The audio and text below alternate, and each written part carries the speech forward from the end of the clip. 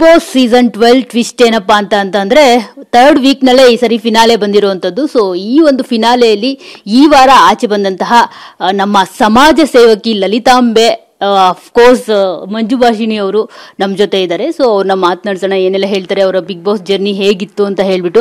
Madam ನಮಸ್ತೆ, ಹೇಗಿದ್ದೀರಾ? ನಮಸ್ತೆ ಮಂಗಳ, ಹೇಗಿದ್ದೀನಿ ಅಂತ ಹೇಳೋ ಮುಂಚೆ ನನ್ನ ಪ್ರೀತಿಯ ಎಲ್ಲ ಕನ್ನಡದ ಹೃದಯಗಳಿಗೆ ಈ ನಿಮ್ಮ ಮಂಜು ಭಾಷಿಣಿ ಮಾಡುವ ದೊಡ್ಡ ಹೃದಯಪೂರ್ವಕ ನಮಸ್ಕಾರಗಳು.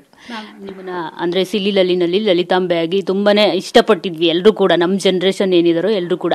ಸೊ ನನಗೆ ಎಲ್ಲೂ ಕೂಡ ನಾನು ಬೇರೆಯವ್ರನ್ನ ನೋಡ್ತಿದ್ದೀನಿ ಅಂತಾನೆ ಅನ್ನಿಸ್ತಾ ಇರ್ಲಿಲ್ಲ. ಆಸ್ ಯೂಶುವಲ್ ನೀವು ಸಮಾಜ ಸೇವಕಿ ಲಲಿತಾಂಬೆ ಆಗಿ ಹೇಗಿದ್ರು ಸೇಮ್ ಬಿಗ್ ಬಾಸ್ ಮನೆಯಲ್ಲೂ ಅದೇ ತರ ಇದ್ರಿ ಅಂತ ಅನ್ನಿಸ್ತು. ಸೊ ಹೇಗಿತ್ತು ಜರ್ನಿ, ಏನೆಲ್ಲ ಎಕ್ಸ್ಪೀರಿಯನ್ಸ್ ಆಯ್ತು ನಿಮ್ಗೆ ಮನೆಯಲ್ಲಿ ಅಂತ? ಸಮಾಜ ಸೇವಕಿ ಲಲಿತಾಂಬಾಗೆ ನೋಡಿದ್ರಿ ಅಂತ ಹೇಳಿದ್ರಿ, ಬಟ್ ಆ ಲಲಿತಾಂಬ ಸಿಕ್ಕಾಪಟ್ಟೆ ಕಾಮಿಡಿ ಪೀಸು. ಈ ಮಂಜು ಭಾಷಿಣಿ ಆದ್ರೆ ಅದಾಗಿರ್ಲಿಲ್ಲ. ನಾನು ಹೇಗಿದ್ನೋ ಹಾಗೆ ಇದ್ದೆ. ಇನ್ನು ಬಿಗ್ ಬಾಸ್ ಜರ್ನಿ ಬಗ್ಗೆ ಹೇಳ್ಬೇಕಂದ್ರೆ ಅದೊಂದು ಅದ್ಭುತ ಅನುಭವ. ನಾನು ಎಷ್ಟೇ ಮಾತಲ್ಲಿ ಹೇಳಕ್ಕೆ ಪ್ರಯತ್ನ ಪಟ್ಟರು ಖಂಡಿತವಾಗ್ಲೂ ಪದಗಳು ಸಿಗಲ್ಲ ಅಂತ ಹೇಳ್ಬೋದು. ನಾನು ಬಿಗ್ ಬಾಸ್ ಹಾಗೂ ಕಿಚ್ಚ ಸುದೀಪ್ ಅವರ ಅಪ್ಪಟ ಅಭಿಮಾನಿ. 11 ಸೀಸನ್ಗಳನ್ನು ನೋಡ್ತಿದ್ದೆ. ಯಾಕೆ ನೋಡ್ತಿದ್ದೆ ಅಂದರೆ ಕೆಲವ್ರಿಗೆ ಯಾರೋ ಕಿತ್ತಾಡ್ತಾರೆ, ಯಾರೋ ಕಿರ್ಜಾಡ್ತಾರೆ, ಯಾರೋ ಇನ್ನೇನು ಬಡ್ದಾಟ ಆಗೇ ಹೋಗ್ಬಿಡುತ್ತೆ, ಏನೋ ಹೋರಾಟ ಮಾಡ್ತಾರೆ, ಅದೆಲ್ಲ ವಿಷಯಗಳಿಗೆ ನೋಡ್ತಾರೆ. ಇನ್ನು ಕೆಲವರು ಒಂದು ಸ್ವಲ್ಪ ಸ್ಪೋರ್ಟ್ಸ್ ಬಗ್ಗೆ ಇಷ್ಟ ಇರೋರಲ್ಲಿ ಏನೇನೆಲ್ಲ ಟಾಸ್ಕ್ ಕೊಡ್ತಾರೆ, ಏನು ಟಾಸ್ಕ್ ಯಾರು ಚೆನ್ನಾಗಿ ಮಾಡ್ತಾರೆ ಅದನ್ನೆಲ್ಲ ನೋಡ್ತಾರೆ. ಬಟ್ ನನಗೆ ಮುಂಚೆಯಿಂದನೂ ಒಂದು ಸ್ವಲ್ಪ ಈ ಆಧ್ಯಾತ್ಮ, ಆಮೇಲೆ ಮೋಟಿವೇಶನ್ಸು ಅದೆಲ್ಲ ಇಷ್ಟ ಆಗಿರೋದ್ರಿಂದ ನಾನು ಪ್ರತಿಯೊಂದು ಸನ್ನಿವೇಶದಲ್ಲೂ, ಪ್ರತಿಯೊಂದು ಟಾಸ್ಕ್ನಲ್ಲೂ, ಪ್ರತಿಯೊಂದು ಮಾತುಗಳಲ್ಲಿ, ಆಮೇಲೆ ಹಾವಭಾವಗಳಲ್ಲಿ, ಆಮೇಲೆ ಪ್ರತಿ ವಾರ ಕಿಚ್ಚ ಸುದೀಪ್ ಅವ್ರು ಬಂದು ಒಬ್ಬೊಬ್ರಿಗೂ ಒಂದೊಂದು ರೀತಿಯ ಚಾಟಿ ಏಟ್ ಕೊಡ್ತಾರಲ್ಲ, ಅದರಲ್ಲಿ ಅಡಗಿರುತ್ತಲ್ಲ ಒಂದು ಬುದ್ಧಿವಾದ, ಅದನ್ನು ನೋಡ್ತಾ ಇದ್ದೆ. ಯಾವಾಗಲೂ ನಾನು ಕೂತ್ಕೊಳ್ತಾ ಇದ್ದಿದ್ದೆ ಬಿಗ್ ಬಾಸ್. ನಮ್ಮ ಮನೆಯಲ್ಲಿ ಕೆಲವ್ರಿಗೆ ಇಷ್ಟ ಆಗ್ತಿರ್ಲಿಲ್ಲ, ಅದೇನು ಅವ್ರು ಅರ್ಚಾಡ್ತಿರ್ತಾರೆ, ಕಿರ್ಚಾಡ್ತಿರ್ತಾರೆ, ಜಗಳ ಆಡ್ತಿರ್ತಾರೆ, ಅದನ್ನೇನು ನೋಡ್ತೀಯ ಅನ್ನೋರು. ಯದ್ಭಾವ ತದ್ಭವತಿ ಅಂತಾರೆ. ಅವ್ರವ್ರ ಭಾವನೆಗೆ, ಅವ್ರವ್ರ ಭಾವಕ್ಕೆ ಏನೇನು ಬೇಕೋ ಅದೇ ಕಾಣೋದು. ಸೊ ನನಗಲ್ಲಿ ಕಾಣ್ತಾ ಇದ್ದಿದ್ದು ಬರೀ ನೀತಿ ಪಾಠಗಳು. ಅಂದರೆ ನಾನು ಬಿಗ್ ಬಾಸ್ ನೋಡುವಾಗೆಲ್ಲ ನಾನಿದ್ದಿದ್ರೆ ಏನು ಮಾಡಿರ್ತಿದ್ದೆ, ನಾನಿದ್ದಿದ್ರೆ ಹೇಗೆ ರಿಯಾಕ್ಟ್ ಮಾಡ್ತಿದ್ದೆ, ನಾನಿದ್ದಿದ್ರೆ ಹೇಗೆ ಆಟ ಆಡ್ತಿದ್ದೆ, ಅದೆಲ್ಲ ಪ್ರಶ್ನೆಗಳಲ್ಲಿ ಮಾಡಿದ್ದಿದ್ರೆ ಪ್ರಶ್ನೆಗಳಲ್ಲಿ ಹಲವಾರು ಉತ್ತರಗಳು ಸಿಕ್ಕಿರೋದು ನನಗೆ. ಆ ಹಲವಾರು ಉತ್ತರಗಳಲ್ಲಿ ಯಾವ್ಯಾವುದನ್ನು ನನ್ನ ಜೀವನಕ್ಕೆ ಅಳವಡಿಸ್ಕೋಬಹುದೋ ಅದನ್ನೆಲ್ಲ ಅಳವಡಿಸ್ಕೊಂಡು ಬಂದಿದ್ದೀನಿ. ಸೊ ಮ್ಯಾನಿಫೆಸ್ಟೇಷನ್ ಅಂತ ಹೇಳ್ತಾರಲ್ಲ, ಈ ಹಿಂದೆನೂ ಬಿಗ್ ಬಾಸಿಗೆ ಕರೆ ಬಂದಿತ್ತು. ಆದರೆ ನನ್ನ ಕಮಿಟ್ಮೆಂಟ್ಸು, ನನ್ನ ಕೆಲಸಗಳು, ಆಮೇಲೆ ನನ್ನ ಫ್ಯಾಮಿಲಿಗೆ ಟೈಮ್ ಕೊಡಬೇಕಾಗಿತ್ತು, ಆ ಎಲ್ಲ ಕಾರಣಗಳಿಂದ ಹೋಗೋಕ್ಕಾಗಿರಲಿಲ್ಲ. ಬಟ್ ಈ ಸತಿ ಬಂದಾಗ ನನ್ನ ಮಗ ಹೇಳ್ದ, ಅಮ್ಮ ಎಷ್ಟು ಸತಿ ಆಪರ್ಚುನಿಟಿ ನಿನ್ನ ಬಾಗ್ಲು ತಟ್ಟುತ್ತೆ, ನೀನು ಮುಚ್ತಾನೆ ಇರ್ತೀಯ. ಆಮೇಲೆ ಅವನಿಗೆ ಗೊತ್ತು ನನಗೆ ಎಷ್ಟು ಇಷ್ಟ ಅಂತ.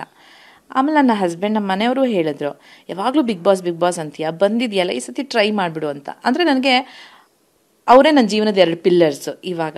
ಸೊ ಅವರಿಬ್ಬರು ಆ ಬೂಸ್ಟ್ ಕೊಟ್ಟಾಗ ಹೌದು ಒಂದು ಕೈ ಪ್ರಯತ್ನ ಪಟ್ಟೇ ಬಿಡೋಣ. ನನಗೇನಂತ ಹೇಳಿದ್ರೆ, ಬೇಸಿಕಲಿ ಮಂಜು ಭಾಷಿಣಿ ನಾನು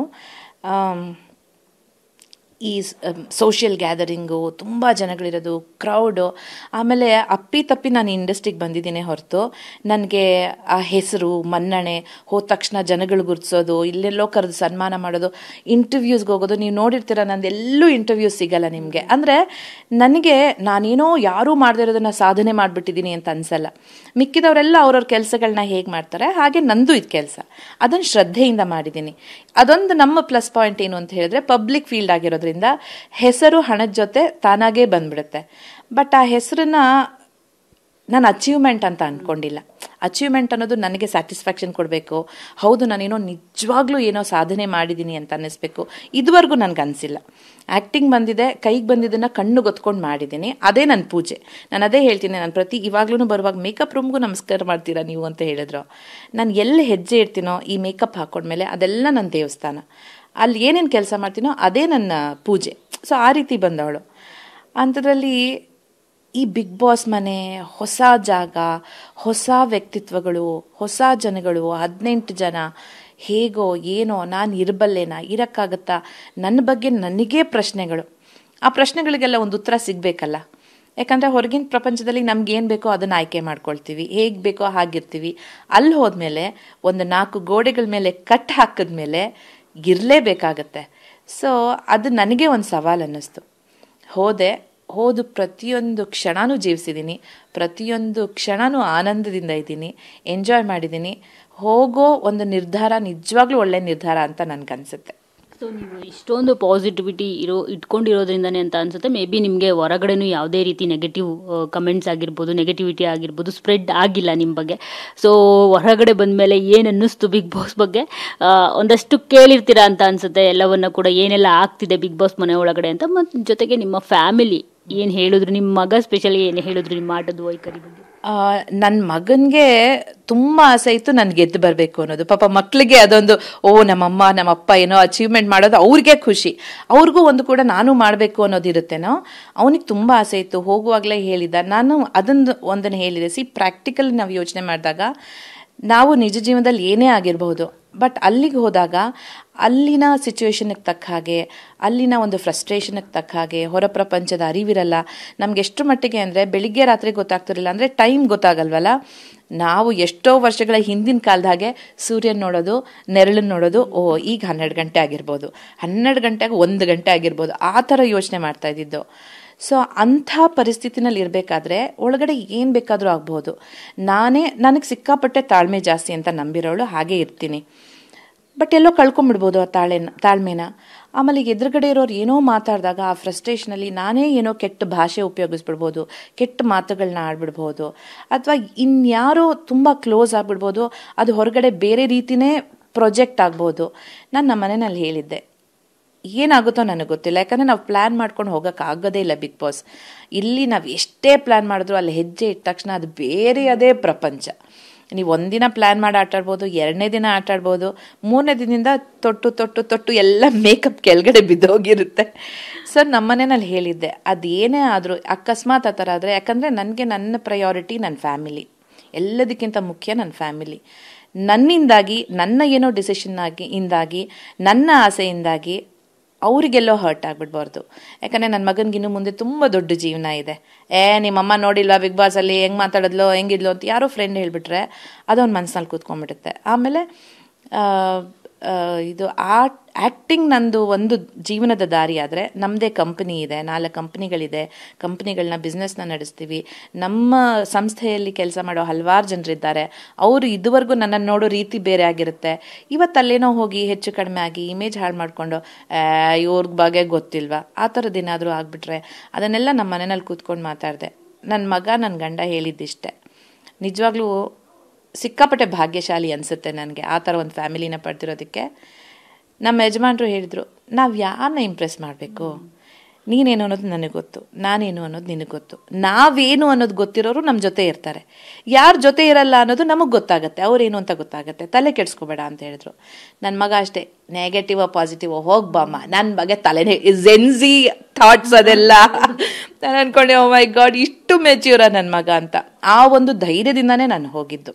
ಜಂಟಿ ಜಂಜಾಟ ಸುಸ್ತಾಯ್ತಾ, ಏನಾಯಿತು? ಜೊತೆಗೆ ಕಣ್ಣೀರು ಹಾಕ್ಸುತ್ತೆ ನಿಮಗೆ ಆ ಒಂದು ಜಂಟಿ ಏನು ಇರುತ್ತೆ ಟಾಸ್ಕು. ಜೊತೆಗೆ ಬರಬೇಕಿದ್ರು ನೀವು ಒಂಟಿಯಾಗಿ ಬರೋದಿಲ್ಲ, ಜಂಟಿಯಾಗೆ ಬೇರೊಂದು ಜಂಟಿ ಜೊತೆ ವಾಪಸ್ ಬಂದಿದ್ದೀರಾ. ಸೊ ಈ ಕಣ್ಣೀರು, ಖುಷಿ ಎಲ್ಲದ್ರ ಬಗ್ಗೆ ಹೇಳೋದಾದರೆ ಹೇಗಿತ್ತು ಮ್ಯಾಮ್? ಮೊದಲನೇದಾಗಿ ಹೇಳಬೇಕು ಅಂದರೆ, ಒಂಟಿ ಜಂಟಿ ಸ್ಟೇಜ್ ಮೇಲೆ ಹೋದಾಗ ನನಗೂ ಶಾಕ್ ಆಯಿತು. ಯಾಕೆಂತ ಹೇಳಿದ್ರೆ ಇಷ್ಟು ವರ್ಷ ನೋಡ್ಕೊಂಡು ಬಂದಿದ್ದು ಬಿಗ್ ಬಾಸೇ ಬೇರೆ, ಇವತ್ತು ನಾನು ಹೋಗುವಾಗ ನನಗೆ ಹೇಳಿದ್ದೇ ಬೇರೆ. ಬಟ್ ಅಗೇನ್ ನಾನು ಅದನ್ನು ಬ್ಲೇಮ್ ಮಾಡಲ್ಲ ಅಥವಾ ನನಗೆ ಕಂಪ್ಲೇಂಟ್ಸ್ ಇಲ್ಲ. ಯಾಕಂದರೆ ಪ್ರತಿಯೊಂದು ಪ್ರೋಗ್ರಾಮ್ನು ಅವರು ಕಂಟೆಂಟ್ ಕ್ರಿಯೇಟರ್ಸು, ಕ್ರಿಯೇಟಿವ್ ಟೀಮು ಏನೋ ಒಂದು ಲೆಕ್ಕಾಚಾರ ಹಾಕಿ ಹೀಗಾಗುತ್ತೆ, ಹೀಗೆ ಬರಬಹುದು, ಅದನ್ನೆಲ್ಲ ಪ್ಲ್ಯಾನ್ ಮಾಡಿರ್ತಾರೆ. ಬಟ್ ಅದು ನನಗೆ ಶಾಕಿಂಗ್ ಆಗಿ ಬಂತು. ಫಸ್ಟ್ ನಾನು ಅಂದ್ಕೊಂಡೆ ಒಂಟಿ ಜಂಟಿ ಅಂದರೆ ಬಹುಶಃ ಒಂಟಿಯವರೆಲ್ಲ ಒಬ್ಬರೇ ಪ್ರವೇಶ ಆಗುತ್ತೆ ಬಿಗ್ ಬಾಸ್ ಮನೆ ಒಳಗಡೆ, ಜಂಟಿ ಅಂದರೆ ಇಬ್ಬರಿಬ್ಬರು ಹೋಗ್ತಾರೆ ಅಂತ. ಆದರೆ ಅದಾದಮೇಲೆ ಕರ್ನಾಟಕ ಜನತೆ ಸೆಲೆಕ್ಟ್ ಮಾಡುತ್ತೆ ಯಾರು ಒಂಟಿಯಾಗಿ ಹೋಗಬೇಕು, ಯಾರು ಜಂಟಿಯಾಗಿ ಹೋಗಬೇಕು ಅಂತ ಹೇಳಿದಾಗ ಅಲ್ಲಿ ಇನ್ನೊಂದು ಕ್ವೆಶ್ಚನ್ ಮಾರ್ಕ್. ಹೌದಾ, ಬಟ್ 30 ಸೆಕೆಂಡಲ್ಲಿ ನೀವು ಒಪ್ಸಿ ಅಂತ ಹೇಳಿದಾಗ ನಾನು ಇಷ್ಟು ವರ್ಷದ ಜರ್ನಿಗಳನ್ನ, 40 ವರ್ಷಗಳ ಜರ್ನಿಗಳನ್ನ 30 ಸೆಕೆಂಡಲ್ಲಿ ಹೆಂಗೆ ಹೇಳಿ? ಒಂಟಿಯಾಗಿ ನನ್ನ ಸವಾಲುಗಳೇನಿತ್ತು, ನನ್ನ ಹೋರಾಟಗಳೇನಿತ್ತು, ನಾನು ಹೇಗೆ ಮೇಲೆ ಬಂದೆ, ಅಲ್ಲಿ ಕನ್ಫ್ಯೂಷನ್ನು. ಬಟ್ ಆ ಮೂಮೆಂಟಲ್ಲಿ ನಮಗೇನು ಹೊಳೆಯುತ್ತೋ, ಯಾಕಂದರೆ ನಾವೇನು ಪ್ಲ್ಯಾನ್ ಮಾಡಿ ಸ್ಕ್ರಿಪ್ಟಿಂಗ್ ಮಾಡಿಕೊಂಡು ಹೀಗೆ ಮಾತಾಡಬೇಕು ಹಾಗೆ ಮಾತಾಡಬೇಕು ಏನೂ ಇಲ್ಲ. ಯಾಕಂದರೆ ನನಗೆ ಸಿಕ್ಕಿದ್ದು 2 ದಿನ ಪ್ರಿಪೇರ್, ಬಟ್ಟೆ ತೊಗೊಳಕ್ಕೂ ಸಿಕ್ಕಿದ್ದು 2 ದಿನ. ಯಾಕಂದರೆ ನಂದೊಂದು ಪ್ರಾಜೆಕ್ಟ್ ನಡೀತಿತ್ತು, ಅವರಿಗೆ ಮಧ್ಯದಲ್ಲೇ ಕೈ ಕೊಡಬಾರ್ದಲ್ಲ. ಸೊ ಕಂಟಿನ್ಯೂಸ್ ಆಗಿ ಡೇ ಆ್ಯಂಡ್ ನೈಟ್ ಶೂಟಿಂಗ್ ಮಾಡಿ ಆ ಪ್ರಾಜೆಕ್ಟ್ ಮುಗಿಸಿ ನಾನು ಬಿಗ್ ಬಾಸ್ ಮನೆಗೆ ಹೋಗೋ 2 ದಿನ ಹಿಂದಿನ ದಿನ ಎಲ್ಲ ರೆಡಿ ಮಾಡ್ಕೊಂಡಿದ್ದು. ಅಷ್ಟರಲ್ಲಿ ಇದೆಲ್ಲ ಏನು ಕೇಳ್ತಾರೆ, ಏನು ಹೇಳಬೇಕು ಅದೆಲ್ಲ ಮಾತಾಡಿ ಪ್ಲ್ಯಾನ್ ಮಾಡ್ಕೊಳ್ಳೋ ಚಾನ್ಸೇ ಇರಲಿಲ್ಲ, ಸಮಯನೇ ಸಿಕ್ಕಿರಲಿಲ್ಲ.